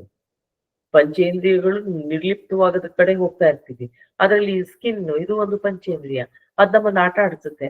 ಅದಕ್ಕೇನು, ನಾನ್ ನಿಮ್ಗೆ ಮೊದಲ ದಿವಸದಲ್ಲೇ ಹೇಳಿದೆ, ಮನಸ್ಸಿನ ಸ್ಥೂಲ ರೂಪನೇ ಈ ಶರೀರ. ಈ ಶರೀರದ ಸೂಕ್ಷ್ಮ ರೂಪವೇ ಮನಸ್ಸು. ಆ ಮನಸ್ಸು ಹೇಳ್ತಿರುತ್ತೆ, ಅಯ್ಯೋ ಕಡಿತಿದೆ, ಕೆರ್ಕೋ ಅಂತ. ನಾವ್ ಅದನ್ನ ಕಂಟ್ರೋಲ್ ಮಾಡ್ಬಿಟ್ಟಿಲ್ಲ, ನಾನು ಧ್ಯಾನದಲ್ಲಿ ಕೂತಿದ್ದೀನಿ, ನಾನು ಮಾಡಲ್ಲ ಅಂತಂದ್ರೆ ಅದು ನಿಮ್ಮ ಧ್ಯಾನವನ್ನ ಕೆಡ್ಸುತ್ತೆ. ಅದಕ್ ನಾವೇನ್ ಮಾಡ್ಬೇಕು, ಅದೊಂದ್ ಸೆಕೆಂಡ್ ಹಿಂಗಂದ್ರೆ ಏನು ಆಗಲ್ಲ, ಅಲ್ಲಿ ಮುಗೀತಲ್ಲಿಗೆ. ಆ ರೀತಿ ಎಲ್ಲಾದ್ರೂ ಆದರೆ ಸುಮ್ನೆ ಆದಷ್ಟು ತಕ್ಷಣ ಹಿಂಗೊಂದು ಅದ್ನೇ ಹಿಂಗ ಅನ್ನೋದಿಲ್ಲ, ಜಸ್ಟ್ ಹಿಂಗ್ ಅಂದಾಗ ಅದು ಅದ್ರ ಕತೆ ಮುಗೀತಲ್ಲಿಗೆ, ಮತ್ತೆ ಮುಂದುವರಿಬಹುದು. ಈ ರೀತಿ ಆಗುತ್ತೆ. ಧ್ಯಾನ ಮುಗಿದ ನಂತರ ಕೂಡ ಸ್ವಲ್ಪ ಹೊತ್ತಾದ ನಂತರ ಸ್ವಲ್ಪ ನೀರನ್ನ ಕುಡಿಬೇಕು. ತಕ್ಷಣ ಧ್ಯಾನ ಆದ ತಕ್ಷಣ ಊಟ ಮಾಡ್ಬಿಡೋದು. ಧ್ಯಾನ ಆದ ತಕ್ಷಣ ನಿಜವಾಗ್ಲೂ ಹೇಳ್ತೀನಿ, ಒಂದ್ ರೀತಿ ಹಸುವಿನ ತರ ಅನ್ಸಕ್ ಶುರು ಆಗತ್ತೆ. ಧ್ಯಾನ ಆದ ತಕ್ಷಣ ಸ್ವಲ್ಪ ಅಯ್ಯೋ ಬಾಯಾರಿಕೆ ಅನ್ಸುತ್ತೆ. ಅಂದ್ರೆ ಏನೋ ಒಂದ್ ರೀತಿ ತೇಲ್ಬಿಟ್ಟಿರ್ತೀವಿ ನಾವು, ಅದು ಅವಾಗ ಅನ್ಸಕ್ ಶುರುವಾಗುತ್ತೆ. ಅದಕ್ಕೋಸ್ಕರ ಸ್ವಲ್ಪ ಸ್ವಲ್ಪ ಹೊತ್ತು ನಂತರ ನೀರನ್ನ ಕುಡಿದು ಸ್ವಲ್ಪ ಹೊತ್ತು ಆದ ನಂತರ ಆಹಾರ ಸೇವನೆ ಮಾಡಿದ್ರೆ ಒಳ್ಳೇದಿರುತ್ತೆ. ಮತ್ತೆ ಸಣ್ಣದಾದ ಮ್ಯೂಸಿಕ್, ಜಾಸ್ತಿ ಲೌಡ್ ಮ್ಯೂಸಿಕ್ ಹಾಕೊಂಡು ಧ್ಯಾನ ಕೂರಕ್ ಆಗಲ್ಲ. ಸಣ್ಣದಾದ ಓಂಕಾರವನ್ನ ಕೇಳ್ತಾ ಮ್ಯೂಸಿಕ್ ಧ್ಯಾನ ಮಾಡ್ಬೋದು. ಸಣ್ಣದಾಗಿರ್ಬೇಕು ಆ ಧ್ವನಿಗಳೆಲ್ಲ. ಅಬ್ಬರದ ಧ್ವನಿಗಳಲ್ಲಿ ನಾವು ಮಾಡ್ಲಿಕ್ಕಾಗಲ್ಲ ಧ್ಯಾನವನ್ನ. ಧ್ಯಾನ ಮಾಡ್ಬೇಕಾದ್ರೆ ಮೇಡಮ್ ಈಗ ನಮ್ಗೆ ಕುತ್ಕೊಳಕ್ ಆಗ್ತಾ ಇಲ್ಲ, ಚೇರ್ ಮೇಲೂ ಕುತ್ಕೋಬಹುದು. ಚೇರ್ ಮೇಲೆ ಕಾಲ್ನ ಕೆಳಗ್ ಬಿಟ್ಕೊಂಡು ಎಡಗಾಲ್ ಮೇಲೆ ಬಲಗಾಲನ್ನ ಹಾಕಿ ನೋಡಿ, ಈ ರೀತಿ ಮುದ್ರೆಯಲ್ಲಿ ಕುತ್ಕೋಬಹುದು. ಅಥವಾ ಈ ರೀತಿ ಮುದ್ರೆಯಲ್ಲಿ, ಜ್ಞಾನ ಮುದ್ರೆಯಲ್ಲಿ ಕುತ್ಕೋಬಹುದು. ಜ್ಞಾನ ಮುದ್ರೆಯಲ್ಲಿ ಹೆಚ್ಚು ಹೊತ್ತು ಕೂರಕ್ಕಾಗದೇ ಇದ್ದವ್ರು ಈ ರೀತಿ ಕುತ್ಕೋಬಹುದು. ಭೈರವಿ ಮುದ್ರೆಯನ್ನ ಹಾಕೊಂಡು ಕುತ್ಕೋಬಹುದು. ಈ ರೀತಿ ಮುದ್ರೆಯನ್ನ, ತಮ್ಗೆ ಕಾಣುತ್ತಿದೆ ಅಂತ ಅನ್ಕೋತೀನಿ ಎಲ್ರಿಗೂ, ಈ ರೀತಿ ಮುದ್ರೆಯನ್ನ ಹಾಕೊಂಡು ಕುತ್ಕೋಬಹುದು. ನಮ್ಮ ಎನರ್ಜಿ ಎಲ್ಲೂ ಫ್ಲೋ ಆಗೋದಿಲ್ಲ, ನಮ್ಮೊಳಗೇನೆ ನಮ್ಗೆ ಸೇರ್ತಾ ಇರುತ್ತೆ, ನಮ್ಮೊಳಗೆ ಹರಿತಾ ಇರುತ್ತೆ ನಮ್ಮ ಎನರ್ಜಿ. ಹಾಗಾಗಿ ಈ ರೀತಿಯೆಲ್ಲ ಮಾಡ್ಬೇಕಾಗತ್ತೆ, ಅಳ್ಳಾಡಬಾರ್ದು. ಆಮೇಲೆ ಈಗ ನೀವು ಇದೆಲ್ಲವೂ ನಾನು ಕುಳಿತುಕೊಳ್ಳೋದ್ರ ಬಗ್ಗೆ ಹೇಳಿದೆ. ಶೌಚಕ್ರಿಯೆ ಆಗಿರ್ಬೇಕು, ಆಸನ ಸಿದ್ಧತೆ ಮಾಡ್ಕೊಂಡಿರ್ತೀರಾ, ಕುತ್ಕೋತೀರಾ, ಕುತ್ಕೊಂಡಾದ್ಮೇಲೆ ಲೈಟ್ ಮ್ಯೂಸಿಕ್ ಹಾಕತ್ತೀರಾ. ಇಲ್ಲವಾ ಲೈಟ್ ಮ್ಯೂಸಿಕ್ ಇಲ್ಲ ಅಂದ್ರೂ ಬೇಡ, ನಮ್ಮೊಳಗೆ ಮ್ಯೂಸಿಕ್ ಸ್ಟಾರ್ಟ್ ಆಗುತ್ತೆ. ಅದು ಏನು, ನಮ್ಮ ಹೃದಯ ಬಿಡುತ್ತವೆ ನಮ್ಗೆ ಮ್ಯೂಸಿಕ್ ಆಗ್ಬಿಡತ್ತೆ. ನೀವು ಅದನ್ನ ಮಾಡ್ತಾ ಹೋಗಿ, ನಿಮ್ಗೆ ಅದು ಅನುಭವಕ್ಕೆ ಬರುತ್ತೆ. ಯಾವಾಗ ನಮ್ಮ ಹೃದಯ ಬಡಿತಾನೆ ನಮ್ಗೆ ಮ್ಯೂಸಿಕ್ ಆಗುತ್ತೋ, ನಮ್ಗೆ ಹೊರಗಿನ ಮ್ಯೂಸಿಕ್ಕೇ ಬೇಕಾಗೋದಿಲ್ಲ. ಆಗ ಅದನ್ನೇ ಹೇಳೋದು, ಆ ಕಿವಿಗಳು ತನ್ನ ಕೆಲಸವನ್ನು ನಿಲ್ಲಿಸ್ಬಿಡ್ತದೆ. ಅದು ಪ್ರತ್ಯಾಹಾರ, ನಮ್ಮ ಇಂದ್ರಿಯಗಳೆಲ್ಲ ಒಳಮುಖವಾಗಿ ಹರಿಯಕ್ ಶುರುವಾಗ್ಬಿಡುತ್ತೆ. ಆ ಮ್ಯೂಸಿಕ್ ಸ್ಟಾರ್ಟ್ ಆಗುತ್ತೆ, ನಮ್ಮ ಒಳಗಿನ ಮ್ಯೂಸಿಕ್ ಸ್ಟಾರ್ಟ್ ಆಗುತ್ತೆ. ನಾವು ಹೊರಗಿನ ಮ್ಯೂಸಿಕ್ಕಿಗೆ ಆಫ್ ಆಗ್ಬೇಕು. ಫಸ್ಟಿಗೆ ನಾವು ಹೊರಗಿನ ಮ್ಯೂಸಿಕ್ಕಿಗೆ ಆಫ್ ಆಗ್ಬಿಟ್ರೆ ಒಳಗಿನ ಮ್ಯೂಸಿಕ್ ಸ್ಟಾರ್ಟ್ ಆಗುತ್ತೆ. ಇದು ಧ್ಯಾನ. ಧ್ಯಾನಕ್ಕೆ ಹೋಗುವ ಪೂರ್ವ ಸಿದ್ಧತೆಗಳಿವೆಲ್ಲ. ಊಟ ಜಾಸ್ತಿ ಮಾಡಿರ್ಬಾರ್ದು, ಅಥವಾ ಊಟನ ಒಂದ್ 2-3 ಅವರ್ಗಿಂತ ಮುಂಚೆ ಮೊದಲೇ ಮಾಡಿರ್ಬೇಕು. ಆ ರೀತಿ ಮಾಡಿರ್ಬೇಕು. ಆಮೇಲೆ ತುಂಬಾ ಸ್ಟ್ರೈನ್ ಆಗಿರ್ತೀರಾ, ಈಗ ಕೆಲ್ಸಕ್ಕೆ ಹೋಗಿ ಬಂದಿರ್ತೀರಾ, ಓಡ್ ಬಂದ್ಬಿಟ್ಟು ಮುಖ ತೊಳ್ಕೊಂಡು ಧ್ಯಾನ ಕೂತ್ಬಿಡ್ಬೋದಾ? ನೋ, ಸುಸ್ತಾಗಿರುತ್ತೆ, ನಿದ್ರೆ ಬಂದ್ಬಿಡುತ್ತೆ. ಹಾಗಾಗಿ ಸ್ವಲ್ಪ ರಿಲ್ಯಾಕ್ಸ್ ಮಾಡ್ಕೋಬೇಕು. ನಿದ್ರೆಗೂ ಧ್ಯಾನಕ್ಕೂ ತುಂಬಾ ವ್ಯತ್ಯಾಸ ಇದೆ. ನಿದ್ರೆನ ನಾವು ಪ್ರಜ್ಞೆಯನ್ನ ಮರೆತು ನಿದ್ರೆ ಮಾಡ್ತೀವಿ, ಆದ್ರೆ ಧ್ಯಾನದಲ್ಲಿ ಪ್ರಜ್ಞೆ ಇರುತ್ತೆ. ನಾವು ಪ್ರಜ್ಞೆಯೊಂದಿಗೆ ರಿಲ್ಯಾಕ್ಸ್ ಆಗ್ತಾ ಇರ್ತೀವಿ. ಪ್ರಜ್ಞೆ ಇರುತ್ತೆ ನಮ್ಮಲ್ಲಿ, ರಿಲ್ಯಾಕ್ಸ್ ಆಗ್ತಾ ಇರ್ತೀವಿ. ಇದನ್ನ ತಿಳ್ಕೋಬೇಕು. ನಾವು ಪ್ರಜ್ಞೆನೇ ಇಲ್ಲದೆ ಇರುವ ಸ್ಥಿತಿಗೆ ಹೋಗೋದು ನಿದ್ರೆ ಆಗ್ಬಿಡುತ್ತೆ. ಆಗ ನಿಮಗೆ ಸ್ಟ್ರೈನ್ ಆಗಿತ್ತು ಅಂದ್ರೆ ಆ ರೀತಿ ಆಗುತ್ತೆ. ಹೆವಿ ಸ್ಟ್ರೈನ್ ಇದ್ದಾಗ ಯಾರು ಧ್ಯಾನ ಮಾಡ್ಲಿಕ್ಕೆ ಹೋಗ್ಬೇಡಿ. ಸ್ವಲ್ಪ ವಿಶ್ರಮ ತಗೊಂಡು, ಸ್ವಲ್ಪ ಸುಧಾರಿಸ್ಕೊಂಡು, ಸ್ವಲ್ಪ ನೀರನ್ನು ಕುಡಿದು, ಸ್ವಲ್ಪ ರಿಲ್ಯಾಕ್ಸ್ ಆದ್ಮೇಲೆ ಧ್ಯಾನಕ್ಕೆ ಕೂರ್ಕೊಂಡು. ತುಂಬಾ ಸ್ಟ್ರೈನ್ ಆದಾಗ ಬೇಡ. ಇದು ಧ್ಯಾನದ ನಿಯಮಗಳಾಯ್ತು. ಇನ್ನು ಧ್ಯಾನವನ್ನ ಯಾರು ಮಾಡ್ಬೋದು ಮೇಡಮ್? ಎಲ್ರೂ ಧ್ಯಾನವನ್ನ ಮಾಡ್ಬೋದು. ಧ್ಯಾನವನ್ನ ಪ್ರತಿಯೊಬ್ರು ಮಾಡ್ಬೋದು. ಸಾಧ್ಯವಾದಷ್ಟು 8 ವರ್ಷದ ಮೇಲ್ಪಟ್ಟ ಮಕ್ಕಳು ಮಾಡಿದ್ರೆ ಒಳ್ಳೇದು. 8 ವರ್ಷದಿಂದ ಮೇಲ್ಪಟ್ಟವರು, 100 ವರ್ಷದವರೆಗೆ ಬದುಕಿರೋರು, ಈಗ 700 ವರ್ಷದವರೆಗೆ ಬದುಕಿರುವಂತ ಬಾಬಾಜಿ ಎಲ್ಲರೂ ಧ್ಯಾನವನ್ನೇ ಮಾಡೋದು. ಮಹಾಶಿವನು ಕೂಡ ಧ್ಯಾನವನ್ನೇ ಮಾಡೋದು. ಯಾರನ್ನ ಧ್ಯಾನಿಸ್ತಿದ್ದಾನೆ? ಅವನೇ ಶಿವ. ಅವನು ಯಾರನ್ನ ಧ್ಯಾನಿಸ್ತಿದ್ದಾನೆ ಅಂತ ನಮ್ಗೆ ಎಷ್ಟೊಂದ್ಸಲ ಅನ್ನಿಸ್ಬೋದು. ಅವನನ್ನೇ ಧ್ಯಾನಿಸ್ತಿದ್ದಾನೆ. ನಾವು ನಮ್ಮನ್ನೇ ಧ್ಯಾನಿಸ್ಬೇಕು. ಅವ್ನು ಅದನ್ನೇ ಸಂದೇಶ ಕೊಡೋದು. ನೀವೇನನ್ನೋ ಹೊರಗಡೆದನ್ನ ಧ್ಯಾನಿಸೋದಲ್ಲ. ನಮ್ಮೊಳಗಿನ ಶಿವನನ್ನ ನಾವು ಕಂಡುಕೋಬೇಕು ಅಂತಂದ್ರೆ, ನಾನು ಅವತ್ತೂ ಹೇಳಿದ ಹಾಗೆ ನಮ್ಮ ಒಳಗಡೆನ ನಾವು ಯೋಚನೆ ಮಾಡ್ಬೇಕು. ಆಗ ಧ್ಯಾನ ಸ್ಥಿತಿ ತಲುಪೋದಕ್ಕೆ ಸಾಧ್ಯವಾಗುತ್ತೆ. ನೆಕ್ಸ್ಟ್ ನಾವೇನ್ ಮಾಡ್ತೀವಿ? ಧ್ಯಾನ ಮಾಡ್ಲಿಕ್ಕೆ ಕೂತಾಗ ಯಾವುದೋ ಒಂದು ಆಲೋಚನೆ ಬರುತ್ತೆ. ಇದು ಮಾನಸಿಕ ಸ್ಥಿತಿ ಹೇಗಿರ್ಬೇಕು ಅಂತ ಹೇಳ್ತೀವಿ. ಒಂದು ನೆನಪಾಗುತ್ತೆ. ಆಫೀಸ್ನಲ್ಲಿ ಏನೋ ನಡೆದಿರೋ ಘಟನೆ ನೆನಪಾಗುತ್ತೆ. ನಾನ್ ಧ್ಯಾನ ಮಾಡ್ತಾ ಇದ್ದೀನಿ, ಅದನ್ನ ಕಂಟ್ರೋಲ್ ಮಾಡೋಣ ಅಂತ ಎಲ್ಲ ಬರ್ಬಾರ್ದು ನನಗೆ. ಆ ತಡೆಯಕ್ ಹೋದ್ರೆ ಧ್ಯಾನ ಆಗಲ್ಲ, ಸಂಘರ್ಷ ಆಗುತ್ತೆ. ಆ ಸಂಘರ್ಷಕ್ಕೆ ನೀವು ಅವಕಾಶ ಮಾಡ್ಕೊಡ್ಬೇಡಿ. ಆದಷ್ಟು ಒಂದ್ಸಲ ಬಿಡಿ ಅದನ್ನ. ಬಿಡಿ, ಅದು ಹೋಗುತ್ತೆ, ಕಟ್ ಆಗುತ್ತೆ ಅದ್ರ ಲಿಂಕ್. ನೀವು ಬಿಡ್ತಾ ಹೋದ್ರೆ, ಅದನ್ನ ಹಿಡಿಯಕ್ ಹೋದ್ರೆ, ಕಂಟ್ರೋಲ್ ಮಾಡಕ್ ಹೋದ್ರೆ, ಅಥವಾ ಅದನ್ನೇ ಫಾಲೋ ಮಾಡೋದ್ರೆ, ನಾನ್ ನಾಳೆ ಈ ರೀತಿ ಹೇಳೋಣ, ಬಾಸ್ಗೆ ಈ ರೀತಿ ಹೇಳೋಣ, ನನ್ನ ಕೊಲಿಕ್ಕಿಗೆ ಈ ರೀತಿ ಹೇಳೋಣ, ನಾನು ಆ ರೀತಿ ಮಾಡೋಣ, ಈ ರೀತಿ ಮಾಡೋಣ ಅಂತ ಅನ್ಕೊಂಡು ನಿಮ್ಮತ್ತ ಅದನ್ನ ಫಾಲೋ ಕೂಡ ಮಾಡ್ಬೇಡಿ. ಮತ್ತು ನೀವು ಜಸ್ಟ್ ಸ್ಪೆಕ್ಟೇಟರ್, ನೋಡ್ತಾ ಇದ್ದೀರಾ, ದ್ರಷ್ಟ ನೀವು ಅಷ್ಟೇ. ಅಂದ್ರೆ ನೋಡೋದಷ್ಟೇ. ನಿಮ್ ಕೆಲಸ ಏನು? ಔಟ್ಸೈಡರ್ ಆಗಿ ನೋಡ್ತಾ ಇರ್ತೀರಾ. ಏನ್ ನಡೆದಿದೆ, ಏನ್ ನಡೀತಾ ಇದೆ. ಧ್ಯಾನ ಕುತ್ಕೊಂಡ ತಕ್ಷಣ ನಿಮಗೆ ಸಾವಿರಾರು ಥಾಟ್ಸ್ ಬರುತ್ತೆ. ನಾಟ್ ಒಂದು. ನೀವೊಬ್ರೆ ಏನಾದ್ರೂ ಒಂದ್ ಕೆಲಸ ಮಾಡ್ತಿರ್ತೀರಾ ಅಂತ ಇಟ್ಕೊಳ್ಳಿ. ಅದಕ್ಕೆ ಧ್ಯಾನ ಯಾಕೆ ಹೆಚ್ಚು ಇದಾಯ್ತು, ಪರಿಣಾಮಕಾರಿ ಆಗ್ತಾ ಇದೆ, ಹೆಚ್ಚೆಚ್ಚು ಧ್ಯಾನದ ಬಗ್ಗೆ ಯಾಕೆ ಹೇಳ್ತಿದ್ದಾರೆ ಅಂದ್ರೆ, ನಾವು ಯಾವ್ದೋ ಒಂದ್ ಕೆಲಸ ಮಾಡ್ತಾ ಇದ್ರೆ ಇನ್ನೊಂದ್ ಕೆಲ್ಸದ ಬಗ್ಗೆ ಯೋಚನೆ ಮಾಡ್ತಾ ಇರ್ತೀವಿ. ಆಗ ಅದು ಏನಾಗುತ್ತೆ, ಆ ಕೆಲಸ 100% ಆಗೋದಿಲ್ಲ.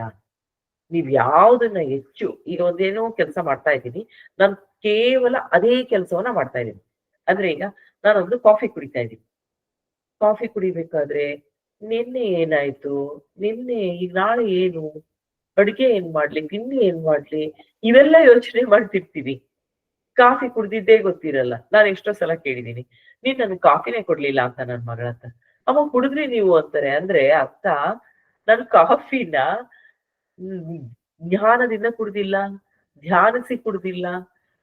ಆ ಕಾಫಿ ಮಾಡಿದ್ ಹೇಗೆ, ಆ ಕಾಫಿಗೆ ಏನೇನ್ ಬಳಸಿದ್ರು, ಆ ಕಾಫಿ ಟೇಸ್ಟ್ ಏನಾಗಿತ್ತು, ಆ ಕುಡಿದ ಮೇಲೆ ಕುಡಿಯಕ್ ಮುಂಚೆ ನನ್ನ ಇದು ಲಾಲಾರಸ ಉತ್ಪತ್ತಿ ಆಯ್ತಾ, ಅದು ಕುಡ್ದಾದ್ಮೇಲೆ ಅದ್ ಏನ್ ಪರಿಣಾಮ ಬೀರ್ತು ನನ್ ಬಾಡಿ ಮೇಲೆ, ಇದೆಲ್ಲ ನಾವ್ ಯಾವತ್ತಾದ್ರೂ ಮಾಡ್ತೀವಾ?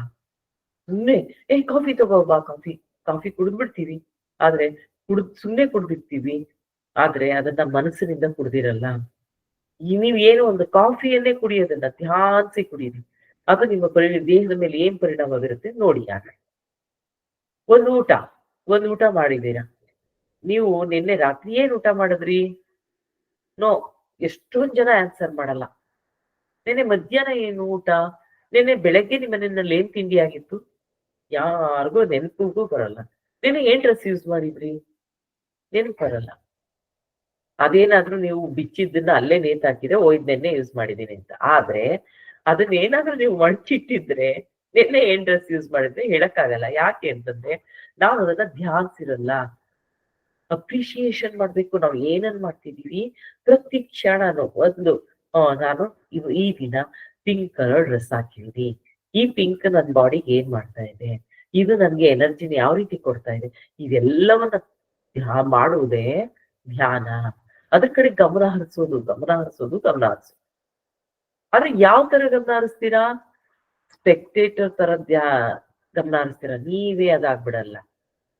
ಈಗ ನಿಮ್ಗೆ ಯಾವ್ದೋ ಒಂದು ವಿಷಯ ಕೂತ್ಕೊಂಡಿದ್ರೆ ಧ್ಯಾನಕ್ಕೆ, ಕೆಲವರೆಲ್ಲ ಧ್ಯಾನದಲ್ಲಿ ಮುಖನ ಹಿಂಗೆ ಕಿವುಚುತ್ತಾ ಇರ್ತಾರೆ. ನನ್ ಯಾಕೆ ಇವ್ರು ಹಿಂಗ್ ಕಿವುಚ್ತಿದ್ದಾರೆ, ಯಾಕೆ ಸಂತೋಷ ಇಲ್ಲ ಇವ್ರ ಮುಖದಲ್ಲಿ ಅಂತಂದ್ರೆ, ಅವರು ನಿನ್ನೆ ಮೊನ್ನೆ ಯಾವ್ದೋ ಒಂದು ವಾರದ್ದು ಬೇಡವಾದ್ದು ಬೇಕಾದ್ದು ಎಲ್ಲ ನೆನಪಿಸ್ಕೊಂಡು ಕೋಪ ಮಾಡ್ಕೊಂಡಿರ್ತಾರೆ. ನಿಜವಾಗ್ಲೂ ಏನ್ ಕೋಪ ಮಾಡ್ಕೊತಾರೋ ಅದನ್ನೇ ಈ ಧ್ಯಾನದಲ್ಲೂ ಕೂಡ ಕೋಪ ಮಾಡ್ಕೊತಾರೆ. ಅವ್ರ ಹಿಂಗೆ ಮುಖ ಉರಿಸ್ತಿರೋದು, ಮುಖನ ಕಿವುಚ್ಕೊಬಿಟ್ಟಿರೋದು ಮಾಡಿರ್ತಾರೆ. ಯಾಕೆ ಅಂತಂದ್ರೆ ಅವರು ಪ್ರೆಸೆಂಟ್ ಅಲ್ಲಿ ಇಲ್ಲ. ಅವರು ಪ್ರೆಸೆಂಟ್ ಯಾವಾಗ ಮನುಷ್ಯ ತಲುಪ್ತಾನೋ, ಪ್ರೆಸೆಂಟ್ ಅಲ್ಲಿ ನಾನು ಜೀವನ ಮಾಡಿದ ತಕ್ಷಣ ಧ್ಯಾನ ಸಿದ್ಧಿ ಆಗ್ಬಿಡುತ್ತೆ. ಪ್ರೆಸೆಂಟ್. ಈಗ ನಾನು ನಿಮ್ ಜೊತೆ ಮಾತಾಡ್ತಾ ಇದ್ದೀನಿ, ಇಲ್ಲೇ ಇರ್ಬೇಕು ನಾನು. ಇಲ್ಲಿತ್ಕೊಂಡು ಅಲ್ಲಿ ಹಿಮಾಲಯದಲ್ಲಿ ನಮ್ ಗುರುಗಳು ಹೋದ್ರ, ಅಲ್ಲಿ ಏನ್ ಮಾಡ್ತಿರ್ಬೋದು, ಮಹಾಕುಂಭ ಮೇಳದಲ್ಲಿ ಏನ್ ನಡೀತಿದೆ, ಅಲ್ಲಿ ಏನಾಗ್ತಿದೆ, ಇವತ್ತು ಎಷ್ಟು ಜನ ಸೇರಿರ್ಬೋದು, ಇದೆಲ್ಲ ಲೆಕ್ಕಾಚಾರ ಮಾಡ್ತಾ ಇದ್ರೆ ಧ್ಯಾನ ಆಗಲ್ಲ. ಈಗ ನಾನ್ ಮಾತಾಡೋದೇ ಧ್ಯಾನ, ನಿಮ್ ಜೊತೆ ನಿಂತಿದ್ರೆ ಧ್ಯಾನ, ಕೂತಿದ್ರೆ ಧ್ಯಾನ, ಪ್ರತಿ ಕ್ಷಣವೂ ಧ್ಯಾನ ಆಗ್ಬಿಡತ್ತೆ.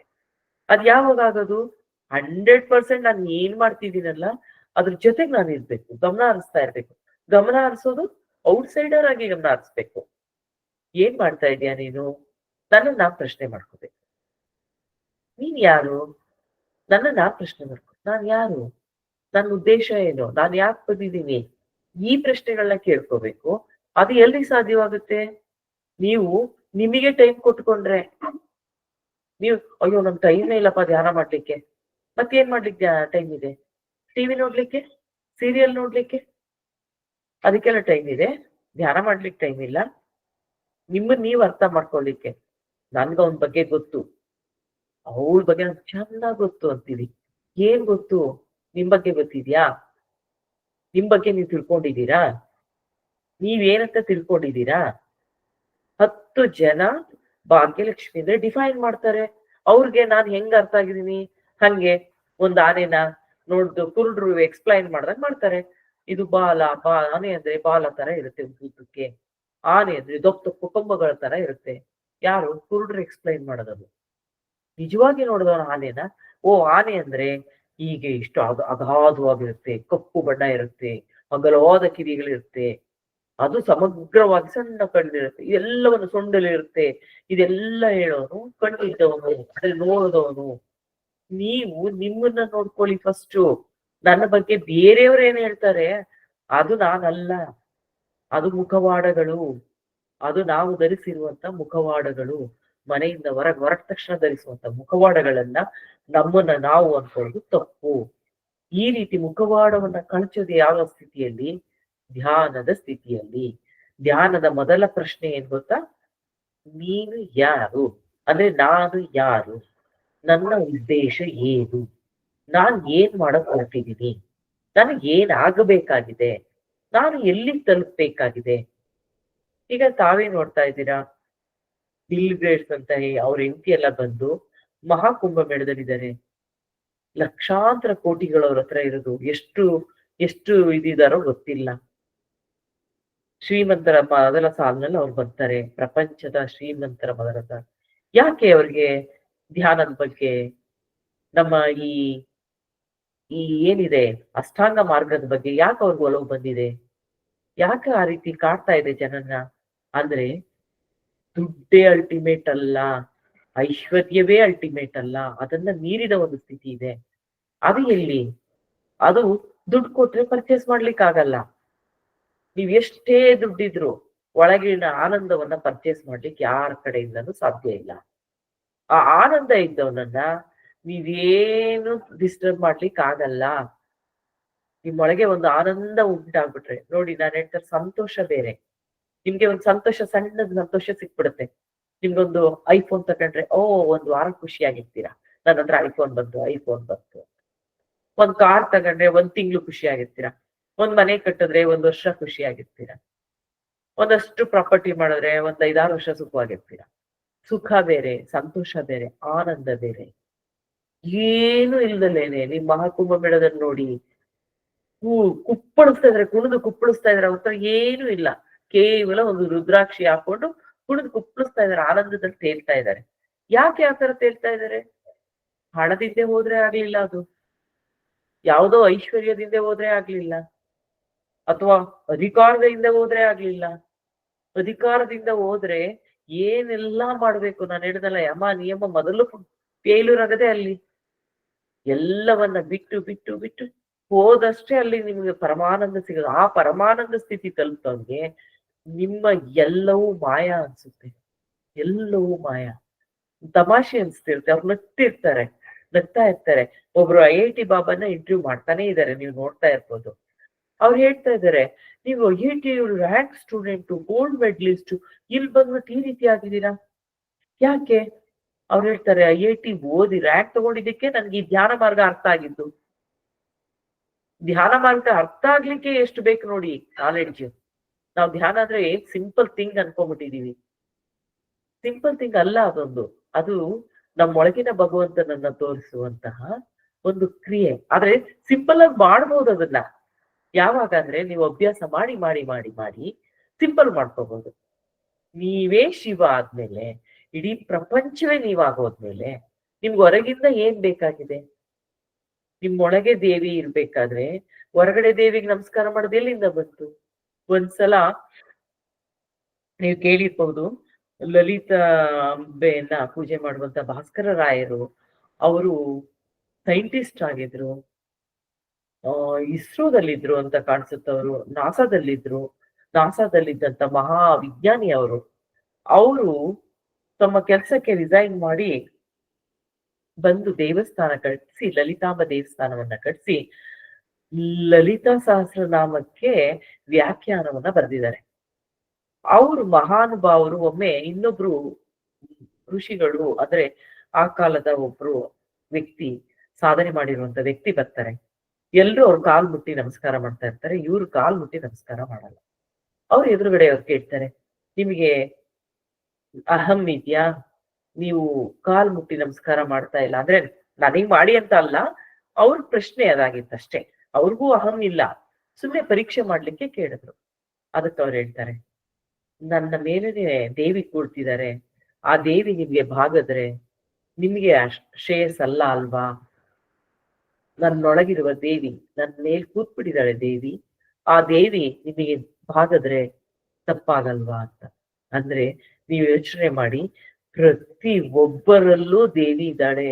ಆ ಒಬ್ಬ ಮಹಾ ವಿಜ್ಞಾನಿ ಕಂಡಿಡ್ಕೊಂಡ್ರು, ಯಾರು ವಿಜ್ಞಾನಿಗಳಿರ್ತಾರೋ ಅವರು ನಿಜವಾಗ್ಲೂ ಅವ್ರು ಅರ್ಥ ಮಾಡ್ಕೊಂಡಿರ್ತಾರೆ ದೈವತ್ವ ಎಲ್ಲಿದೆ ಅಂತ. ಹೊರಗಡೆ ಇಲ್ಲ, ಒಳಗಡೆ ಇದೆ. ನಮ್ಮಲ್ಲಿ ಒಂದು ಹಾಡು ಕೂಡ ಇದೆ ಅಲ್ಲ, ಎಲ್ಲೋ ಹುಡುಕಿದೆ ಇಲ್ಲದ ದೇವರ ಕಲ್ಲು ಮಣ್ಣುಗಳ ಗುಡಿಯೊಳಗೆ ಇಲ್ಲೇ ಇರುವ ನಿನ್ನನ್ನು ಅರಿಯದಾದೆ ಅಂತ. ಈ ರೀತಿ ನನ್ನೊಳಗೆ ಇರುವಂತದ್ದನ್ನ ನಾನು ಅರಿಯದೆ ಕೇವಲ ಮೋಹ, ಮದ, ಮತ್ಸರ, ಅರಿಷಡ್ ವರ್ಗಗಳಲ್ಲಿ ಬಿದ್ದು ಅದನ್ನ ಮುಚ್ಚಿಬಿಡ್ತೀವಿ. Close the door. ಹೊರಗಡೆ ಹೋಗ್ತೀವಿ ದೇವಸ್ಥಾನಕ್ಕೆ, ದೇವಸ್ಥಾನದಲ್ಲಿ ಹೋಗಿ ಭಗವಂತ ನನ್ನನ್ನು ಕಾಪಾಡು ಕಾಪಾಡು. ಅವ್ನು ಎಂತ ಕಾಪಾಡ್ತಾನೆ? ಅವ್ನ್ ಕಾಪಾಡು. ಇಲ್ಲಿ ಕೂಳ್ತಿರೋನ ನೀನ್ ನೋಡಕ್ಕೆ ಶಕ್ತಿ ಇಲ್ಲ ಅಂದ್ಮೇಲೆ ನಾನ್ ನಿನ್ಗೆ ಹೊರಗಡೆಯಿಂದ ಏನ್ ಕೊಡ್ಲಿ? ಒಳಗಡೆ ನಿನ್ನೊಳಗೆ ಇದೀನಿ ನಾನು. ಚೆಕ್ ಮಾಡ್ಕೋ. ಅದಕ್ಕೆ ನನ್ನೊಳಗೆ ಭಗವಂತ ಇದ್ದಾನೆ ಅಂತ ಅರ್ಥ ಮಾಡ್ಕೊಳ್ಳಿಕ್ಕೆ ನಾವು 100 ಜನ್ಮ ಎದ್ದು ಬರ್ಬೇಕು. ಈ ಮಾನವ ಜನ್ಮ ಬಹುಶ್ರೇಷ್ಠ ಅಂತ ಕನಕದಾಸರು ಯಾಕೆ ಹೇಳಿದ್ದಾರೆ? ಇಲ್ಲಿ ನೀನು ಸಾಧನೆ ಮಾಡಿ ತಿಳ್ಕೋಬಹುದು, ಇಲ್ಲಿ ಅರಿಷಡ್ಗಳನ್ನ ಗೆಲ್ಲಬಹುದು. ಈ ಒಂದು ಜನ್ಮದಲ್ಲೇ ನಿಮ್ಗೆ ಎಲ್ಲಾ ಸಾಧನೆ ಮಾಡೋ ಅವಕಾಶ ಇದೆ. ಆಡ್ಬಹುದು, ನಿಮ್ಮ ಧ್ವನಿ ಎತ್ತಿ ಹಾಡ್ಬೋದು ಆ ಭಗವಂತನ ಬಗ್ಗೆ, ಕೇಳಬಹುದು, ಆ ಭಗವಂತನ ಬಗ್ಗೆನೇ ಕೇಳ್ಬಹುದು, ಭಗವನನ್ನ ಘ್ರಾಣಿಸಬಹುದು. ಇದೆಲ್ಲವೂ ಎಲ್ಲಿಂದ ಸಾಧ್ಯವಾಗುತ್ತೆ ಅಂತ ಅಂದ್ರೆ ನಿಮ್ಮೊಳಗೆ ಭಗವಂತನ ಇರುವುದನ್ನ ಅರಿಯುವುದಕ್ಕೆ. ಅದು ಧ್ಯಾನದ ಸ್ಥಿತಿಯಲ್ಲಿ ಸಾಧ್ಯವಾಗುತ್ತೆ. ಧ್ಯಾನದಿಂದ ಇದೆಲ್ಲ ಸ್ಥಿತಿ ಆಗದಾದ್ರೆ, ಇದು ನಾನು ಹೇಳೋದು ಆಧ್ಯಾತ್ಮಿಕವಾಗಿ ಆಗುವಂತ ಸ್ಥಿತಿಗಳನ್ನ ಬಗ್ಗೆ ಮಾತಾಡ್ತಾ ಇದ್ದೆ. ಮೆಟೀರಿಯಲ್ಸ್ಟಿಕ್ ವರ್ಲ್ಡ್ ಅಲ್ಲಿ ಇದೀವಿ ಮೇಡಮ್. ಏನಾಗ್ಬೇಕು ಮೆಟೀರಿಯಲ್ಸ್ಟಿಕ್ ಅಲ್ಲಿ? ಯಾವ ರೀತಿ ಆಗುತ್ತೆ ಅಂತ ಅಂದ್ರೆ ನೋಡಿ, ನಿಮಗೆ ಸೆಲ್ಫ್ ಕಾನ್ಸಂಟ್ರೇಷನ್ ಡೆವಲಪ್ ಆಗುತ್ತೆ. ಕಾನ್ಸಂಟ್ರೇಷನ್ ಯಾವುದೇ ಒಂದು ಕೆಲಸ ಮಾಡ್ಬೇಕಾದ್ರೆ ನೀವು ಧ್ಯಾನವನ್ನ ಚೆನ್ನಾಗಿ ಪ್ರಾಕ್ಟೀಸ್ ಮಾಡ್ತಿದ್ದಂತ ವ್ಯಕ್ತಿನೇ ಆಗಿದ್ರೆ, ನಿಜವಾಗ್ಲೂ ಧ್ಯಾನವನ್ನ ಅದರ ಅರ್ಥದಲ್ಲೇ ನೀವು ಮಾಡದ್ದೇ ಆಗಿದ್ರೆ ಧ್ಯಾನ ಏನಾಗುತ್ತೆ, ನಿಮ್ಮಲ್ಲಿ ಒಂದು ಕಾನ್ಸಂಟ್ರೇಷನ್, ಯಾವುದೇ ಕೆಲಸ ಮಾಡ್ಲಿಕ್ಕೆ ಹೋಗಕ್ ಮುಂಚೆ ಒಂದು ಕಾನ್ಸಂಟ್ರೇಷನ್ ಶುರುವಾಗುತ್ತೆ. ಅದನ್ನ ಅಚ್ಚುಕಟ್ಟಾಗಿ ನಿರ್ವಹಿಸ್ತೀರಾ. ಫೋಕಸ್ ಮಾಡ್ತೀರಾ, ನಿಮ್ ಗುರಿ ಬಗ್ಗೆ ಫೋಕಸ್ ಮಾಡ್ತೀರಾ. ಇವತ್ತು ನಾನು ಇಷ್ಟು ಇದನ್ನ ಮಾಡ್ಲೇಬೇಕಾಗಿದೆ ಕೆಲಸಗಳನ್ನ ಪಟ್ಟಿ ಮಾಡ್ಕೋತೀರಾ. ಅದನ್ನ ಯಾವ ರೀತಿ ಎಕ್ಸಿಕ್ಯೂಟ್ ಮಾಡ್ಬೇಕು ಅದನ್ನೆಲ್ಲ ಫೋಕಸ್ ಮಾಡಿ ಅದ್ರ ಕಡೆ ಗಮನ ಇಟ್ಟು ಮಾಡ್ತೀರಾ. ಇದು ಡೆವಲಪ್ ಆಗುತ್ತೆ. ಸೆಲ್ಫ್ ಅವೇರ್ನೆಸ್ ಡೆವಲಪ್ ಆಗುತ್ತೆ. ನಮ್ ಬಗ್ಗೆ ನಮ್ಗೆ ಜಾಗೃತಿ ಬರುತ್ತೆ. ಅಂದ್ರೆ ಈಗ ನನ್ಗೆ ಎಷ್ಟು ಮಾಡ್ಲಿಕ್ಕೆ ಬರುತ್ತೆ, ನನ್ಗೆ ಎಷ್ಟು ಮಾಡೋದಕ್ಕೆ ಸಾಧ್ಯ, ಎಷ್ಟು ಕೆಲಸ ಮಾಡ್ಲಿಕ್ಕೆ ಸಾಧ್ಯ, ಅದೆಲ್ಲ ಅರ್ಥ ಆಗುತ್ತೆ. ತುಂಬಾ ಮಾಡೋದು ಅಥವಾ ಕಡಿಮೆ ಮಾಡೋದು ಇದೆಲ್ಲವೂ ಇಲ್ಲ. ನಮ್ಗೆ ಸೆಲ್ಫ್ ಅವೇರ್ನೆಸ್, ನನ್ಗೆ ನನ್ನ ಶಕ್ತಿ ಎಷ್ಟು ಅನ್ನೋದು ಅರಿವಿಗೆ ಬರುತ್ತೆ. ಫೋಕಸ್ ಮಾಡ್ತೀವಿ. ಮೊದಲನೇದಾಗಿ ನಿಮ್ಗೆ ಸ್ಟ್ರೆಸ್, ಆಂಗ್ಸೈಟಿ ಕಡಿಮೆ ಆಗುತ್ತೆ. ಈಗಿನ ಜನಕ್ಕೆ, ಈಗ 8 ವರ್ಷದ ಮಗು ಹೇಳುತ್ತೆ ನನಗೆ ತುಂಬಾ ಡಿಪ್ರೆಷನ್ ಆಗಿದೆ. ಡಿಪ್ರೆಷನ್ ಅನ್ನೋ ವರ್ಡ್ ನಾನು ಒಂದು 30 ವರ್ಷ ಆದ್ಮೇಲೆ ಕೇಳಿದ್ದೆ. ಆದ್ರೆ ಈಗಿನ ಮಕ್ಕಳು, ಪುಟ್ಟ ಮಕ್ಕಳು ಹೇಳ್ತದೆ ನಮ್ಗೆ ಡಿಪ್ರೆಷನ್ ಆಗ್ತಾ ಇದೆ, ತಲೆನೋವು ಬರ್ತಾ ಇದೆ, ಆಂಗ್ಸೈಟಿ ಆಗ್ತಾ ಇದೆ. ಅಂದ್ರೆ pressure, homework pressure, marks pressure, parents pressure ಈಗ್ಲಿಂದಲೇ ಶುರುವಾಗಿದೆ. ಈ ಪ್ರೆಷರ್ ಎಲ್ಲ ನಿಮಗೆ ಕಡಿಮೆ ಆಗ್ಬೇಕಂದ್ರೆ, ಆಂಗ್ಸೈಟಿ ಕಡಿಮೆ ಆಗ್ಬೇಕಂದ್ರೆ ಧ್ಯಾನವನ್ನ ಹೆಚ್ಚು ಹೆಚ್ಚು ಮಾಡ್ಬೇಕು. ನೀವು ಒಬ್ಬ ಸೈಕ್ಯಾಟ್ರಿಸ್ಟ್ ಹತ್ರ ಹೋದ್ರೆ ಅವ್ರು ಕೂಡ ನಿಮ್ಗೆ ಸಜೆಸ್ಟ್ ಮಾಡ್ತಾರೆ ಧ್ಯಾನವನ್ನ ಮಾಡಿ ಅಂತ. ನೀವು ಧ್ಯಾನವನ್ನ ಮಾಡ್ಲಿಲ್ಲ ಅಂದ್ರೆ ಅವ್ರು ಕೊಡುವ ಟ್ಯಾಬ್ಲೆಟ್ ನ ನುಂಗಿ ಮಲಗ್ಬೇಕಾಗತ್ತೆ. ಅವರು ನಿಮ್ಗೆ ನಿದ್ರೆ ಮಾಡಿಸ್ತಾರೆ, ಬಲವಂತವಾಗಿ ನಿಮ್ಮ ಬ್ರೈನ್ ನ ಆಫ್ ಮಾಡಿಸ್ತಾರೆ. ಬಟ್ ಧ್ಯಾನವನ್ನೇ ನೀವು ಕಲ್ತಿದ್ದಾದ್ರೆ ನಿಮ್ಗೆ ಯಾವಾಗ ಆಫ್ ಮಾಡ್ಬೇಕು, ಎಲ್ಲಿ ಆನ್ ಆಗ್ಬೇಕು, ಎಲ್ಲಿ ಸ್ವಿಚ್ ಆಗ್ಬೇಕು, ಎಲ್ಲಿ ಸ್ವಿಚ್ ಆಫ್ ಆಗ್ಬೇಕು ಗೊತ್ತಾಗುತ್ತೆ. ಇದು ಧ್ಯಾನದ ಮಹತ್ವ, ಇದು ಪ್ರಯೋಜನಗಳು, ಧ್ಯಾನದ ಮಹತ್ವ ಇದು.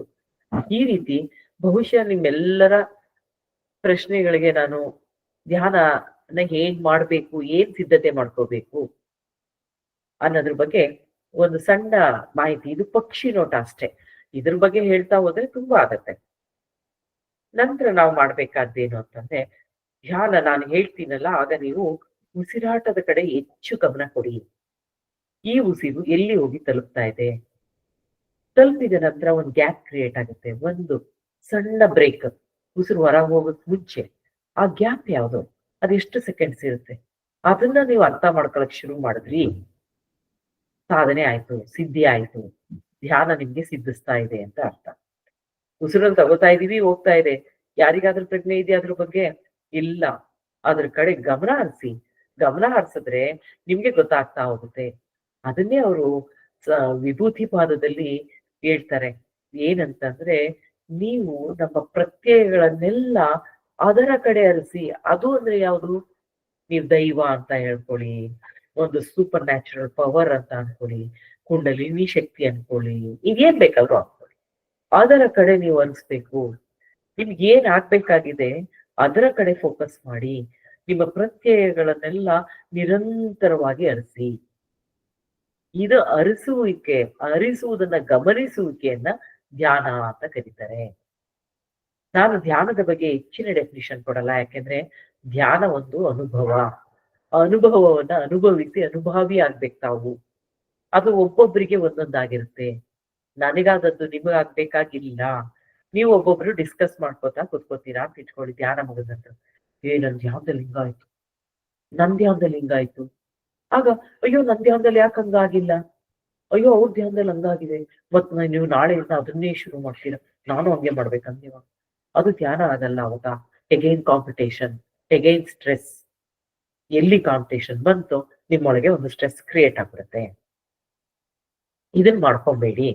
ಒಂದೇ ಸ್ಥಳದಲ್ಲಿ ಕುತ್ಕೊಂಡು ಧ್ಯಾನವನ್ನ ಮಾಡೋದನ್ನ ಅಭ್ಯಾಸ ಮಾಡಿ. ಮನೆಯ ಒಂದೇ ಸ್ಥಳದಲ್ಲಿ, ಒಂದೇ ಸ್ಥಳ ಆಗಿದ್ರೆ ಚಂದ. ಆಮೇಲೆ ಪೂರ್ವಕ್ಕೆ ಧ್ಯಾನವನ್ನು ಮಾಡೋದು ಎಲ್ಲಾ ಕಾಲಕ್ಕೂ ಸೂಕ್ತ. ಆದ್ರೆ ನಾನು ಆಧ್ಯಾತ್ಮಿಕವಾಗಿ ಸಾಧನೆ ಮಾಡ್ತೀನಿ ಅಂತ ಯಾರಿಗಾದ್ರೂ ಅನ್ಸುತ್ತೆ, ಅವರು ಉತ್ತರ ಮುಖವಾಗಿ, ಈಗ ನಾನು ಪೂರ್ವ ಮುಖವಾಗಿ ಕೂತಿದ್ದೀನಿ, ಉತ್ತರ ಮುಖವಾಗಿ ಕೂತ್ಕೋಬಹುದು. ಉತ್ತರ ಮುಖದಲ್ಲಿ ಕೂತ್ಕೊಂಡು ಧ್ಯಾನವನ್ನ ಮಾಡಬಹುದು. ನೀವು ಇಮ್ಯಾಜಿನ್ ಕೂಡ ಮಾಡಬಹುದು. ಅಲ್ಲಿ ಶಿವ ಪಾರ್ವತಿಯರಿದ್ದಾರೆ. ಉತ್ತರದಲ್ಲಿ ಹಿಮಾಲಯವನ್ನ ನೀವು ಇಮ್ಯಾಜಿನ್ ಮಾಡ್ಬೋದು. ಶಿವ ಪಾರ್ವತಿಯರನ್ನ ಇಮ್ಯಾಜಿನ್ ಮಾಡ್ಬೋದು. ಎತ್ತರವಾದ ಹಿಮಾಲಯ ಪರ್ವತವನ್ನ, ಸಾಧು ಸಂತರನ್ನ, ಜ್ಞಾನಿಗಳನ್ನ ತಾವು ಇಮ್ಯಾಜಿನ್ ಮಾಡ್ಕೊಂಡು ಧ್ಯಾನವನ್ನ ಮಾಡಿ. ಪ್ರಾರಂಭದಲ್ಲಿ ಇದೆಲ್ಲವೂ ಅವಶ್ಯಕವಾಗಿರುತ್ತೆ. ಆನಂತರ ನೀವೇ ಶಿವ ಆದ್ಮೇಲೆ ಹೊರಗೆಲ್ಲಿ ಹುಡುಕ್ತೀರಾ? ಇದು ಆಗತ್ತೆ. ಈಗ ತಾವೆಲ್ಲರೂ ಸಿದ್ಧತೆ ಮಾಡ್ಕೊಂಡಿದ್ದೀರಾ ಅಂತ ಅನ್ಕೋತೀನಿ. ನಾನು ಇಷ್ಟು ಹೇಳಿದ್ದೀನಲ್ವಾ? ಈ ಎಲ್ಲಾ ಸಿದ್ಧತೆಗಳನ್ನ ನೀವು ಈಗ ಮಾಡ್ಕೊಂಡು ಕೂತಿದ್ದೀರಾ ಅಂತ ನನ್ನ ಭಾವನೆ. ಮೊದಲಿಗೆ ನಾವು ಈಗ ಶಿವೋಹಂ ಧ್ಯಾನದ ಬಗ್ಗೆ ತಿಳ್ಕೊಳ್ಳೋಣ. ಶಿವೋಹಂ ಧ್ಯಾನ ಅಂದ್ರೆ ಏನು? ಶಿವೋಹಂ, ಅಹಂ ಶಿವ, ನಾನೇ ಶಿವ. ಇದನ್ನ ಯಾರು ಹೇಳಿದ್ರು? ಆಗ್ಲೇ ಹೇಳಿದಾಗೆ ಶಂಕರಾಚಾರ್ಯರು 7ನೇ ಶತಮಾನ, 7ನೇ ಶತಮಾನದಲ್ಲಿ, 8ನೇ ಶತಮಾನದಲ್ಲಿ ಹೇಳ್ಬಿಟ್ಟಿದ್ದಾರೆ. ಏನಂತ? ಅಹಂ ಬ್ರಹ್ಮಾಸ್ಮಿ, ನಾನೇ ಆ ಬ್ರಹ್ಮ, ನಾನೇ ಆ ಶಿವ. ಯಾವುದ್ರಿಂದ ಸಾಧಿಸ್ತೀರಾ? ಶಿವ ಪಾರ್ವತಿಗೆ ಹೇಳ್ಕೊಟ್ರಲ್ಲ ಅಭ್ಯಾಸ ಕ್ರಿಯೆ, ಅದ್ರ ಮೂಲಕ ನಾವು ಅದನ್ನ ಸಾಧಿಸ್ಬೇಕು. ಕೇವಲ ಇದ್ರಿಂದ ಸಾಧಿಸ್ಬಾರ್ದು. ಏನಂತ? ಪಾಠ ಓದಿ ತಿಳ್ಕೊಂಡು ಮಾಡ್ಬೇಕಾಗಲ್ಲ. ಅದನ್ನ ನಾವು ಅಭ್ಯಾಸಗಳಿಂದ ಪಾಲನೆ ಮಾಡೋದ್ರಿಂದ ಸಾಧ್ಯವಾಗುತ್ತೆ. ಅಹಂ ಬ್ರಹ್ಮಾಸ್ಮಿ. ಯಾವ ರೀತಿ? ಉಸಿರೇ ಬ್ರಹ್ಮ. ನಮ್ಮೊಳಗೆ ಹೋಗ್ತಾ ಇರೋ ಉಸಿರು, ಹೊರಗೆ ಹೋಗ್ತಾ ಇರೋ ಉಸಿರು, ಅದರ ನಡುವಿನ ಒಂದು ಗ್ಯಾಪ್, ಇವೆಲ್ಲವನ್ನ ನಾವು ಯಾವಾಗ ಅರ್ಥ ಮಾಡ್ಕೊಂತ ಹೋಗ್ತೀವೋ, ಅಲ್ಲಿ ನೀವು ಅರ್ಥ ಮಾಡ್ಕೊಳ್ಳಕ್ಕೆ ಪ್ರಾರಂಭ ಮಾಡಿಸಿದಾಗ ಪ್ರಾರಂಭ ಹಂತದಲ್ಲಿ ದೈಹಿಕ ಲಾಭಗಳು ಸಿಗ್ಬೋದು, ಮೆಟೀರಿಯಲ್ಸ್ಟಿಕ್ ನಮಗೆ ಪ್ರಾಫಿಟ್ ಸಿಗ್ಬೋದು. ಆನಂತರ ಅದು ಮುಂದೆ ಮುಂದೆ ಮುಂದೆ ಹೋದ ಹಾಗೆಲ್ಲ ಆಧ್ಯಾತ್ಮಿಕ ಲಾಭಗಳು, ಸಿದ್ಧಿಗಳಾಗುತ್ತೆ. ಸಿದ್ಧಿಗಳಿಂದ ಆಧ್ಯಾತ್ಮಿಕ ಜ್ಞಾನ ಆಗುತ್ತೆ. ಸಿದ್ಧಿಗಳೇ ಅಂತಿಮ ಅಲ್ಲ. ನೀವು ಅಲ್ಲಿ ನೋಡ್ತಾ ಇರ್ಬೋದು, ಕೆಲವರು ಕುಂಭಮೇಳದಲ್ಲಿ ಅವ್ರಿಗಾಗಿರುವ ಸಿದ್ಧಿಗಳ ಪ್ರದರ್ಶನ ಮಾಡ್ತಾ ಇದ್ದಾರೆ. ಸಿದ್ಧಿ ಕೇಳೋ ಒಂದು ಟೆಕ್ನಿಕ್. ಈ ಸ್ವಾಮಿ ರಾಮ ಅವರು ತಮ್ಮ ಅನುಭವದಲ್ಲಿ ಅವ್ರ ಗುರುಗಳು ಹೇಳ್ತಾರಂತೆ, ನೋಡಿ ಬೇರೆಯವರೆಲ್ಲ ಅವ್ರ ಶಿಷ್ಯರಿಗೆ ಸಿದ್ಧಿಗಳನ್ನ ಹೇಳ್ಕೊಡ್ತಾ ಇದ್ದಾರೆ, ನೀವು ನಂಗೆ ಸಿದ್ಧಿಯನ್ನ ಹೇಳ್ಕೊಡ್ತಾ ಇಲ್ಲ. ಸಿದ್ಧಿಯನ್ನ ಹೇಳ್ಕೊಟ್ರೆ ನನ್ಗೆ ಎಷ್ಟು ಚೆನ್ನಾಗಿರುತ್ತಲ್ವಾ ಅಂತ. ಅದಕ್ಕೆ ಅವರು, ಹೌದಾ, ನೀನ್ ಸಿದ್ಧಿಯನ್ನ ತೋರಿಸಿ ಜನರ ಹತ್ರ ಓಹೋ ಅಂತ ಅನಿಸ್ಕೋಬೇಕಾಗಿದ್ಯಾ? ಆ ತರ ಮಾಡೋದ್ರಿಂದ ನೋಡು 12 ವರ್ಷ.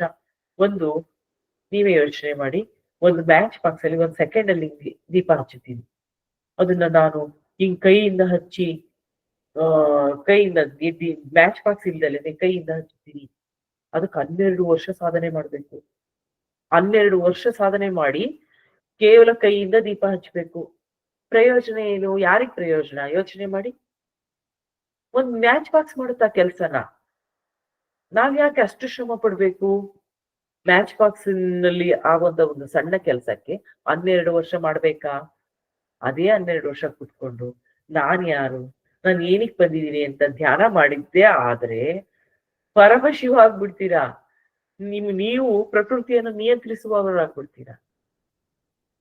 ಪ್ರಕೃತಿನೇ ನೀವಾಗ್ಬಿಡ್ತೀರಾ. ಇಲ್ಲಿ ಏನಿಗ್ ಬೇಕಾಗಿದೆ ಅದು? ಅವ್ರು ಯಾರೋ ಒಬ್ರು ನಿಂಬೆಹಣ್ಣನ್ನ ಮೇಲೆತ್ತುತ್ತಾ ಇದ್ರು. ಎತ್ತೋದೇ ಎತ್ತುತ್ತೀರಾ, ನಿಂಬೆಹಣ್ಣನ್ನ ಯಾಕೆ ಎತ್ತುತ್ತೀರಾ?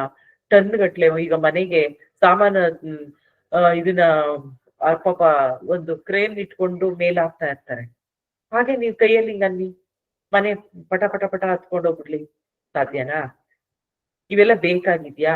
ಅವಶ್ಯಕತೆ ಇದ್ಯಾ? ಚರ್ಚೆ ಮಾಡ್ಕೋಬೇಕು. ಅವ್ರು ಮಾಡಿರೋ ಸಾಧನೆ ಬಗ್ಗೆ ನಂದು ಯಾವ್ದೂ ಅಭ್ಯಂತರ ಇಲ್ಲ. ನಾನು ಅವ್ರನ್ನ ಅವಮಾನ ಮಾಡ್ಬೇಕು ಅನ್ನೋ ಉದ್ದೇಶದಿಂದ ಹೇಳ್ತೇನೆ, ದಯವಿಟ್ಟು ತಪ್ಪು ತಿಳ್ಕೊಬೇಡಿ. ಅದೆಲ್ಲ ಅವಶ್ಯಕತೆ ಇಲ್ಲ ಆಧ್ಯಾತ್ಮಿಕ ಸಾಧನೆಗೆ. ನಮ್ಮ ಸಾಧನೆ ಏನು, ನಮ್ಮ ಗುರಿ ಏನು, ಅದ್ರ ಬಗ್ಗೆ ನಾವು ಫೋಕಸ್ ಆಗ್ಬೇಕು. ಅವೆಲ್ಲ ನಮ್ಮನ್ನ ಹಿಡಿದು ಬಿಡ್ತದೆ, ಮುಂದಕ್ಕೆ ಹೋಗಕ್ ಬಿಡೋದಿಲ್ಲ. ಇನ್ನ ಮುಂದೆ ಬೇರೆ ಬೇರೆ ಪರ್ವತ ಇದೆ, ದೊಡ್ಡ ದೊಡ್ಡ ಸಾಧನೆ ಮಾಡ್ಲಿಕ್ಕಿದೆ. ಅವೆಲ್ಲವೂ ಮಾಡ್ಬೇಕು. ಮೊದಲಿಗೆ ನಿಮ್ಗೆ ಬೇಕಾಗಿರೋದು ಸಂತೋಷ. ಸಂತೋಷದಿಂದ ಆನಂದದೆಡೆಗೆ ಹೋಗ್ಬೇಕಾಗಿದೆ. ಅದೆಲ್ಲವೂ ಮಾಡ್ಕೊಳ್ಳಿ. ಅದಕ್ಕೋಸ್ಕರ ನಾವ್ ಏನ್ ಮಾಡ್ಬೇಕು ಅಂದ್ರೆ, ಮೊದಲಿಗೆ ನಾವ್ ಏನ್ ಮಾಡ್ಬೇಕು ಅಂತ ಬರುತ್ತೆ. ಶಿವೋಹಂ ಧ್ಯಾನದಲ್ಲಿ ಕೆಲವು ಸ್ಟೆಪ್ಸ್, ಕೆಲವು ಪ್ರಾಣಾಯಾಮಗಳನ್ನ ಮೊದಲಿಗೆ ಹೇಳ್ಕೊಡ್ತೀವಿ. ಆ ಪ್ರಾಣಾಯಾಮಗಳನ್ನ ನಾವು ಪ್ರಾಕ್ಟೀಸ್ ಮಾಡಿ ಮಾಡಿ ಕೊನೆಗೆ ನಾವು ಉದ್ಗೀತ ಪ್ರಾಣಾಯಾಮಕ್ಕೆ ಹೋಗ್ತೀವಿ. ಉದ್ಗೀತ ಪ್ರಾಣಾಯಾಮವನ್ನ ನಾವ್ ಯಾವಾಗ ತಲುಪ್ತೀವೋ ಅವಾಗ ನಮ್ಗೆ ಶಿವೋಹಂ ಧ್ಯಾನದ ಅರಿವಾಗುತ್ತೆ. ನಾನೇ ಶಿವ ಎಂಬ ಅರಿವು ಬರುತ್ತೆ. ಅದಕ್ ಮುಂಚೆ ನಾವು ಒಂದಷ್ಟು ಪ್ರಾಣಾಯಾಮಗಳನ್ನ ಪ್ರಾಕ್ಟೀಸ್ ಮಾಡ್ಬೇಕಾಗತ್ತೆ. ಈಗ ಮೊದಲಿಗೆ ನಾವು ಭಸ್ತ್ರಿಕಾ ಪ್ರಾಣಾಯಾಮವನ್ನ ಪ್ರಾರಂಭ ಮಾಡೋಣ. ದಯವಿಟ್ಟು ಎಲ್ರು ತಮ್ಮ ಬೆನ್ನು, ಕುತ್ತಿಗೆ, ಬೆನ್ನು ಮೂಳೆಯನ್ನ ನೇರವಾಗಿ ಇಟ್ಕೋಬೇಕು. ಕತ್ತನ್ನ ನೇರವಾಗಿ ಇಟ್ಕೋಬೇಕು. ಯಾರು ಹಿಂಗ್ ಕುತ್ಕೋಬಾರ್ದು, ಹಿಂಗ್ ಬಗ್ಗಿಸಿರ್ಬಾರ್ದು, ಹಿಂಗ್ ಅನ್ಕೋಬಾರ್ದು. ಹೆಚ್ಚು ಸಾಧ್ಯವಾದಷ್ಟು ನೇರವಾಗಿ ಕುತ್ಕೊಳ್ಳಿ. ತುಂಬಾ ಸೆಟಪ್ ಕುತ್ಕೊಳ್ಳೋದು ಅವಶ್ಯಕತೆ ಇಲ್ಲ. ನಿಮ್ಮ ಬೆನ್ನಿನ ಮೂಳೆಗಳು ಏನಿದೆಯಲ್ಲ, ಸ್ಪೈನಲ್ ಕಾರ್ಡ್ ಸ್ಟ್ರಿಕ್ಟ್ ಎರೆಕ್ಟ್ ಅಂದ್ರೆ ನೇರವಾಗಿ ನಿಂತಿದ್ಯಾ ಅದನ್ನಷ್ಟೇ ನೀವು ಗಮನಿಸ್ಬೇಕು. ಈ ಶೋಲ್ಡರ್ ಏನಿದೆಯಲ್ಲ ಅದನ್ನ ಹಿಂಗ್ ಮಾಡೋದು, ಹಿಂಗ್ ಬಗ್ಸೋದು ಬೇಡ, ಹಿಂಗೆ ಇರ್ಲಿ. ಹೀಗ್ ಕುತ್ಕೊಳ್ಳಿ. ಕೈಯನ್ನ ಹೀಗಿಟ್ಕೊಳ್ಳಿ ಅಥವಾ ಹೀಗಿಟ್ಕೊಳ್ಳಿ. ಮೊದಲಿಗೆ ನಾವೇನ್ ಮಾಡ್ತೀವಿ, ಎಲ್ರು ಸರಿಯಾಗಿ ಕೂತಿದೀವಿ ಆದ್ರೆ ನೋಡಿ, ಯಾವ ಆಸನದಲ್ಲಿ ತಾವು ಕಂಫರ್ಟಬಲ್ ಇದ್ದೀರೋ ಆ ಆಸನದಲ್ಲಿ ಕುಳಿತುಕೊಳ್ಳಿ. ಯಾವ ನಿರ್ಬಂಧ ಇಲ್ಲ. ಭಸ್ತ್ರಿಕಾ ಪ್ರಾಣಾಯಾಮವನ್ನ ಮಾಡ್ಬೇಕಾದ್ರೆ ಕೆಲವು ನಿಯಮಗಳಿವೆ. ಏನು? ಅತ್ಯಂತ ಶೀತ ಇರುವವರು ಮಾಡಕ್ ಹೋಗ್ಬೇಡಿ. ಶೀತ, ಜ್ವರ, ತಲೆನೋವು, ನಿನ್ನೋ ಬಳಲ್ತಾ ಇದ್ರೆ ಮಾಡ್ಬೇಡಿ. ಶಸ್ತ್ರಚಿಕಿತ್ಸೆ ಈಗ 1 ವರ್ಷದಿಂದ ಈಚೆಗಾಗಿದ್ರೆ ಅವ್ರು ಮಾಡಕ್ ಹೋಗ್ಬೇಡಿ. ಅವ್ರು ನೋಡ್ಕೊಳ್ಳಿ, ಮಾಡ್ಬೇಡಿ, ಗಮನಿಸಿ, ಆಮೇಲೆ ಎಲ್ಲ ಸರಿ ಹೋಗ್ತದೆ. ಮಾಡೋರಂತೆ ನಿಧಾನಕ್ಕೆ ಮಾಡ್ಬೋದು. ನಂತರ ಈಗ ನಿಮ್ಗೆ ಮೂಗ್ ತುಂಬಾ ಬ್ಲಾಕ್ ಆಗಿದೆ, ಮಾಡಕ್ ಹೋಗ್ಬೇಡಿ. ತುಂಬಾ ಮತ್ತು ನಿಮ್ಗೆ 1 ವರ್ಷದಿಂದ ಶಸ್ತ್ರಚಿಕಿತ್ಸೆ ಆಗಿದ್ದವ್ರು ಮಾಡ್ಬಾರ್ದು. BP ಇದ್ದವ್ರು, ಹೆಚ್ಚು BP ಇದೆ, ಹೈ BP ಇದ್ದವ್ರು ಮಾಡಕ್ ಹೋಗ್ಬೇಡಿ. ಗಮನಿಸಿ, ನೋಡ್ತಾ ಹೋಗಿ. ಒಂದ್ ದಿವ್ಸ ಅದು ಸಾಧನೆ ಆಗತ್ತೆ ನಿಮ್ಗೆ. ಸ್ವಲ್ಪ ಗಮನಿಸಿ, ಸ್ವಲ್ಪ ನೋಡ್ತಾ ಹೋಗಿ. ಈಗ ಹೊಟ್ಟೆಯಲ್ಲಿ ಆಪರೇಷನ್ ಆಗಿರೋರು, ಹೃದಯ ಶಸ್ತ್ರಚಿಕಿತ್ಸೆ ಆದವರು, ಕೈಕಾಲ ಶಸ್ತ್ರಚಿಕಿತ್ಸೆ ಆದವ್ರು ಮಾಡಬಹುದು. ಆದ್ರೆ ಎದೆ, ಹೊಟ್ಟೆ ಇಂಥ ಈ ತಲೆ ಇಂಥ ಶಸ್ತ್ರಚಿಕಿತ್ಸೆ ಆದವರು ಮಾಡಕ್ ಹೋಗ್ಬೇಡಿ. ಆದಷ್ಟು ಇವನ್ನ ಯಾರು ಮಾಡಬೇಡಿ. ನೋಡ್ತಾ ಹೋಗಿ, ನೋಡಿ ನೋಡಿ ಅಭ್ಯಾಸ ಮಾಡಿ, ನಿಧಾನಕ್ಕೆ ಅದು ಬರುತ್ತೆ. ಮೊದಲಿಗೆ ಭಸ್ತ್ರಿಕಕ್ಕೆ ನೇರವಾಗಿ ಕೂಳ್ತಿದೀವಿ ನಾವೆಲ್ಲರೂ.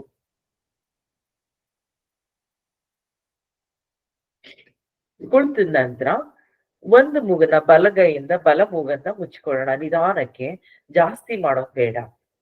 ಎಡಗೈಯಿಂದ ಮೇಲಕ್ಕೆ ಸ್ಟ್ರೈಟ್ ಆಗಿ ಎತ್ತೋಣ. ಎತ್ತಬೇಕಾದ್ರೆ ನೀವು ಉಸಿರನ್ನ ತಗೋತಾ ಹೋಗ್ತೀರಾ. ಉಸಿರನ್ನ ಹೊರಗಾಕ್ತೀರಾ. ಮತ್ತೆ ತಕ್ಷಣ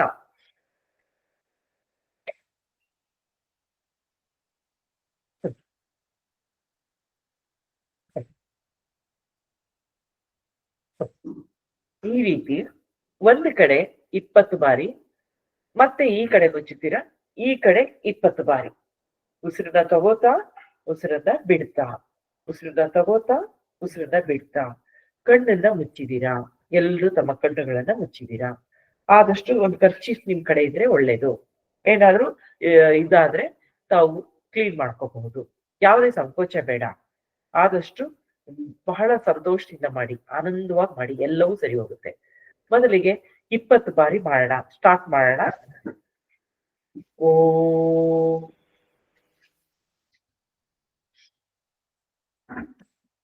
ಕಣ್ಮುಚ್ಚಿದ್ದೀರಾ?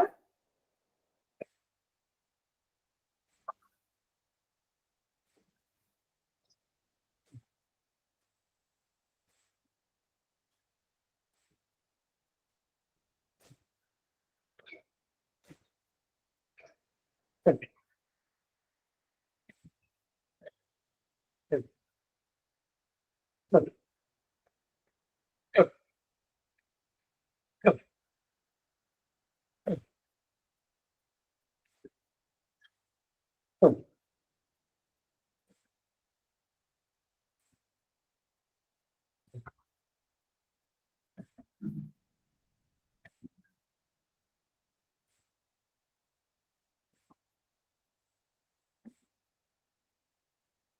ಒಂದ್ ಕಡೆ 20 ಬಾರಿ ಆಗಿದೆ.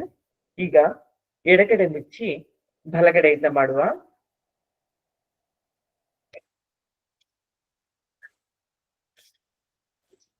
ಹ್ಮ್, ಹ್ಮ್, ಹ್ಮ್, ಹ್ಮ್, ಹ್ಮ್, ಹ್ಮ್, ಹ್ಮ್, ಹ್ಮ್, ಹ್ಮ್, ಹ್ಮ್, ಹ್ಮ್,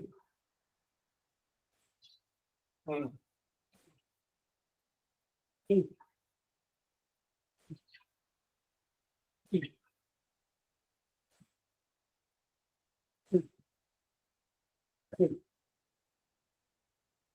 ಈಗ ಎರಡೂ ಕಡೆ ಆಗಿದೆ. ನಾನು ಹೇಳಿದ ಹಾಗೆ ಮುದ್ರೆನಲ್ಲಿ ಕುತ್ಕೊಂಡಿದೀವಿ, ಕಣ್ಣು ಮುಚ್ಚಿದೀವಿ. ಈಗ ಗಮನಿಸ್ತಾ ಇದೀವಿ ಏನಾಗ್ತಾ ಇದೆ. ನೋಡಿ, ನಮ್ಮ ತಲೆಯ ಭಾಗವನ್ನು ಗಮನಿಸಿ.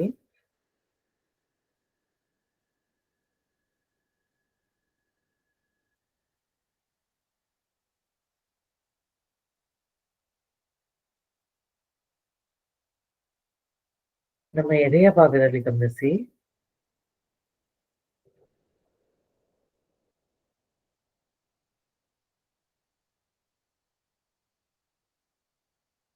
ನಮ್ಮ ಮುಖವನ್ನು ಗಮನಿಸಿ.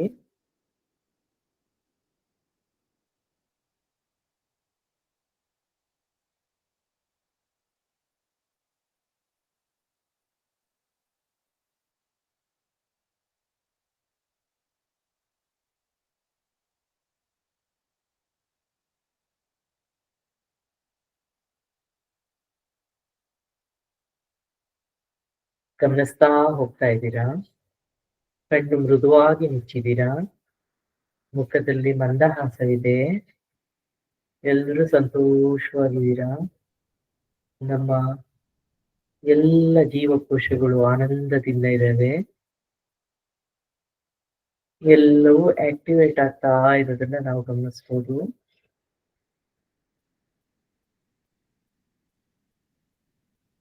ನೋಡಿ, ನಮ್ಮ ಹೃದಯ ಭಾಗದಲ್ಲಿ ನಮ್ಮ ಅನಾಹತ ಚಕ್ರ ಆಕ್ಟಿವೇಟ್ ಆಗಿದೆ.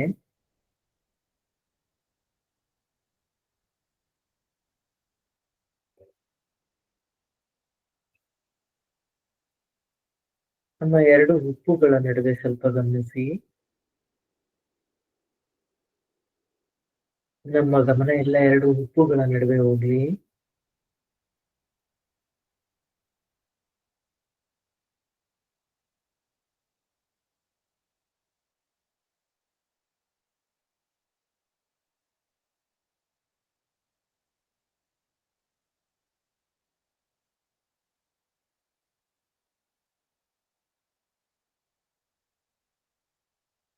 ಎರಡು ಹುಬ್ಬುಗಳ ನಡುವೆ ನಮ್ಮ ಪ್ರಜ್ಞೆ ಹರಿದಿದೆ. ಸಂಪೂರ್ಣವಾಗಿ ಅಲ್ಲಿ ಎರಡು ಹುಬ್ಬುಗಳ ನಡುವೆ ನಮ್ಮ ಗಮನ ಹರಿದಿದೆ. ನಮ್ಮೆಲ್ಲ ಕಾನ್ಸಂಟ್ರೇಷನ್ ಅಲ್ಲಿ ಬಂದಿದೆ ಹುಬ್ಬುಗಳ ನಡುವೆ.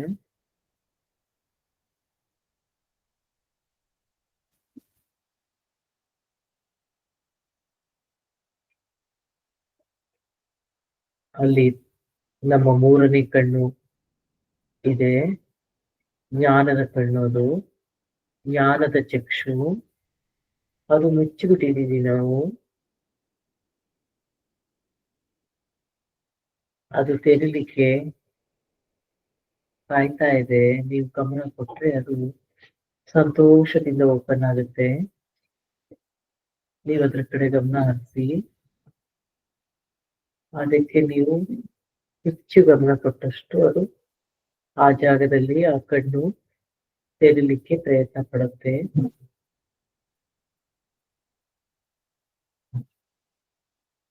ಆನಂದವಾಗಿದೆ ಸ್ಥಿತಿ, ಆನಂದ ಸ್ಥಿತಿಯಲ್ಲಿದ್ದೇವೆ, ಸಂತೋಷವಾಗಿದ್ದೇವೆ. ನಮ್ಮ ಮುಖದಲ್ಲಿ ಮಂದಹಾಸವಿದೆ. ನಮಗೆ ದಿವ್ಯ ಚೈತನ್ಯ ಎಲ್ಲ ದಿಕ್ಕುಗಳ ಕಡೆಯಿಂದನೂ ಹರಿದು ಬರ್ತಿದೆ. ದಿವ್ಯ ಚೈತನ್ಯ, ಆರೋಗ್ಯ, ಅಷ್ಟೈಶ್ವರ್ಯಗಳು ಎಲ್ಲವೂ ನಮ್ಮೆಡೆಗೆ ಹರಿದು ಬರ್ತಾ ಇದೆ.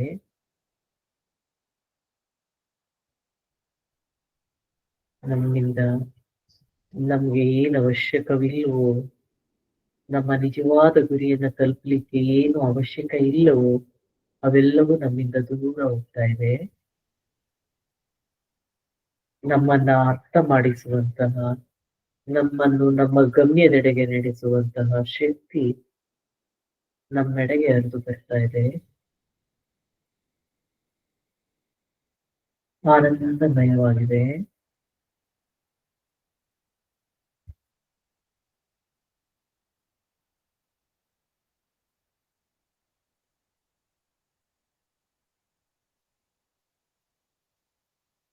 ಓಂ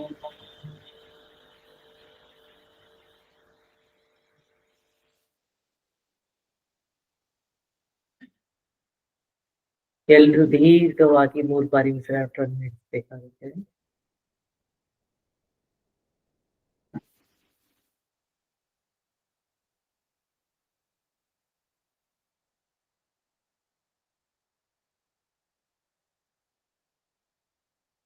ಹರಿ ಓಂ ತತ್ಸತ್.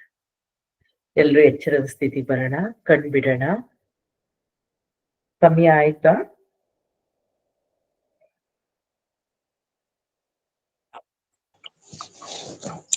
ಮೇಡಮ್ 7:05 ಆಯ್ತು.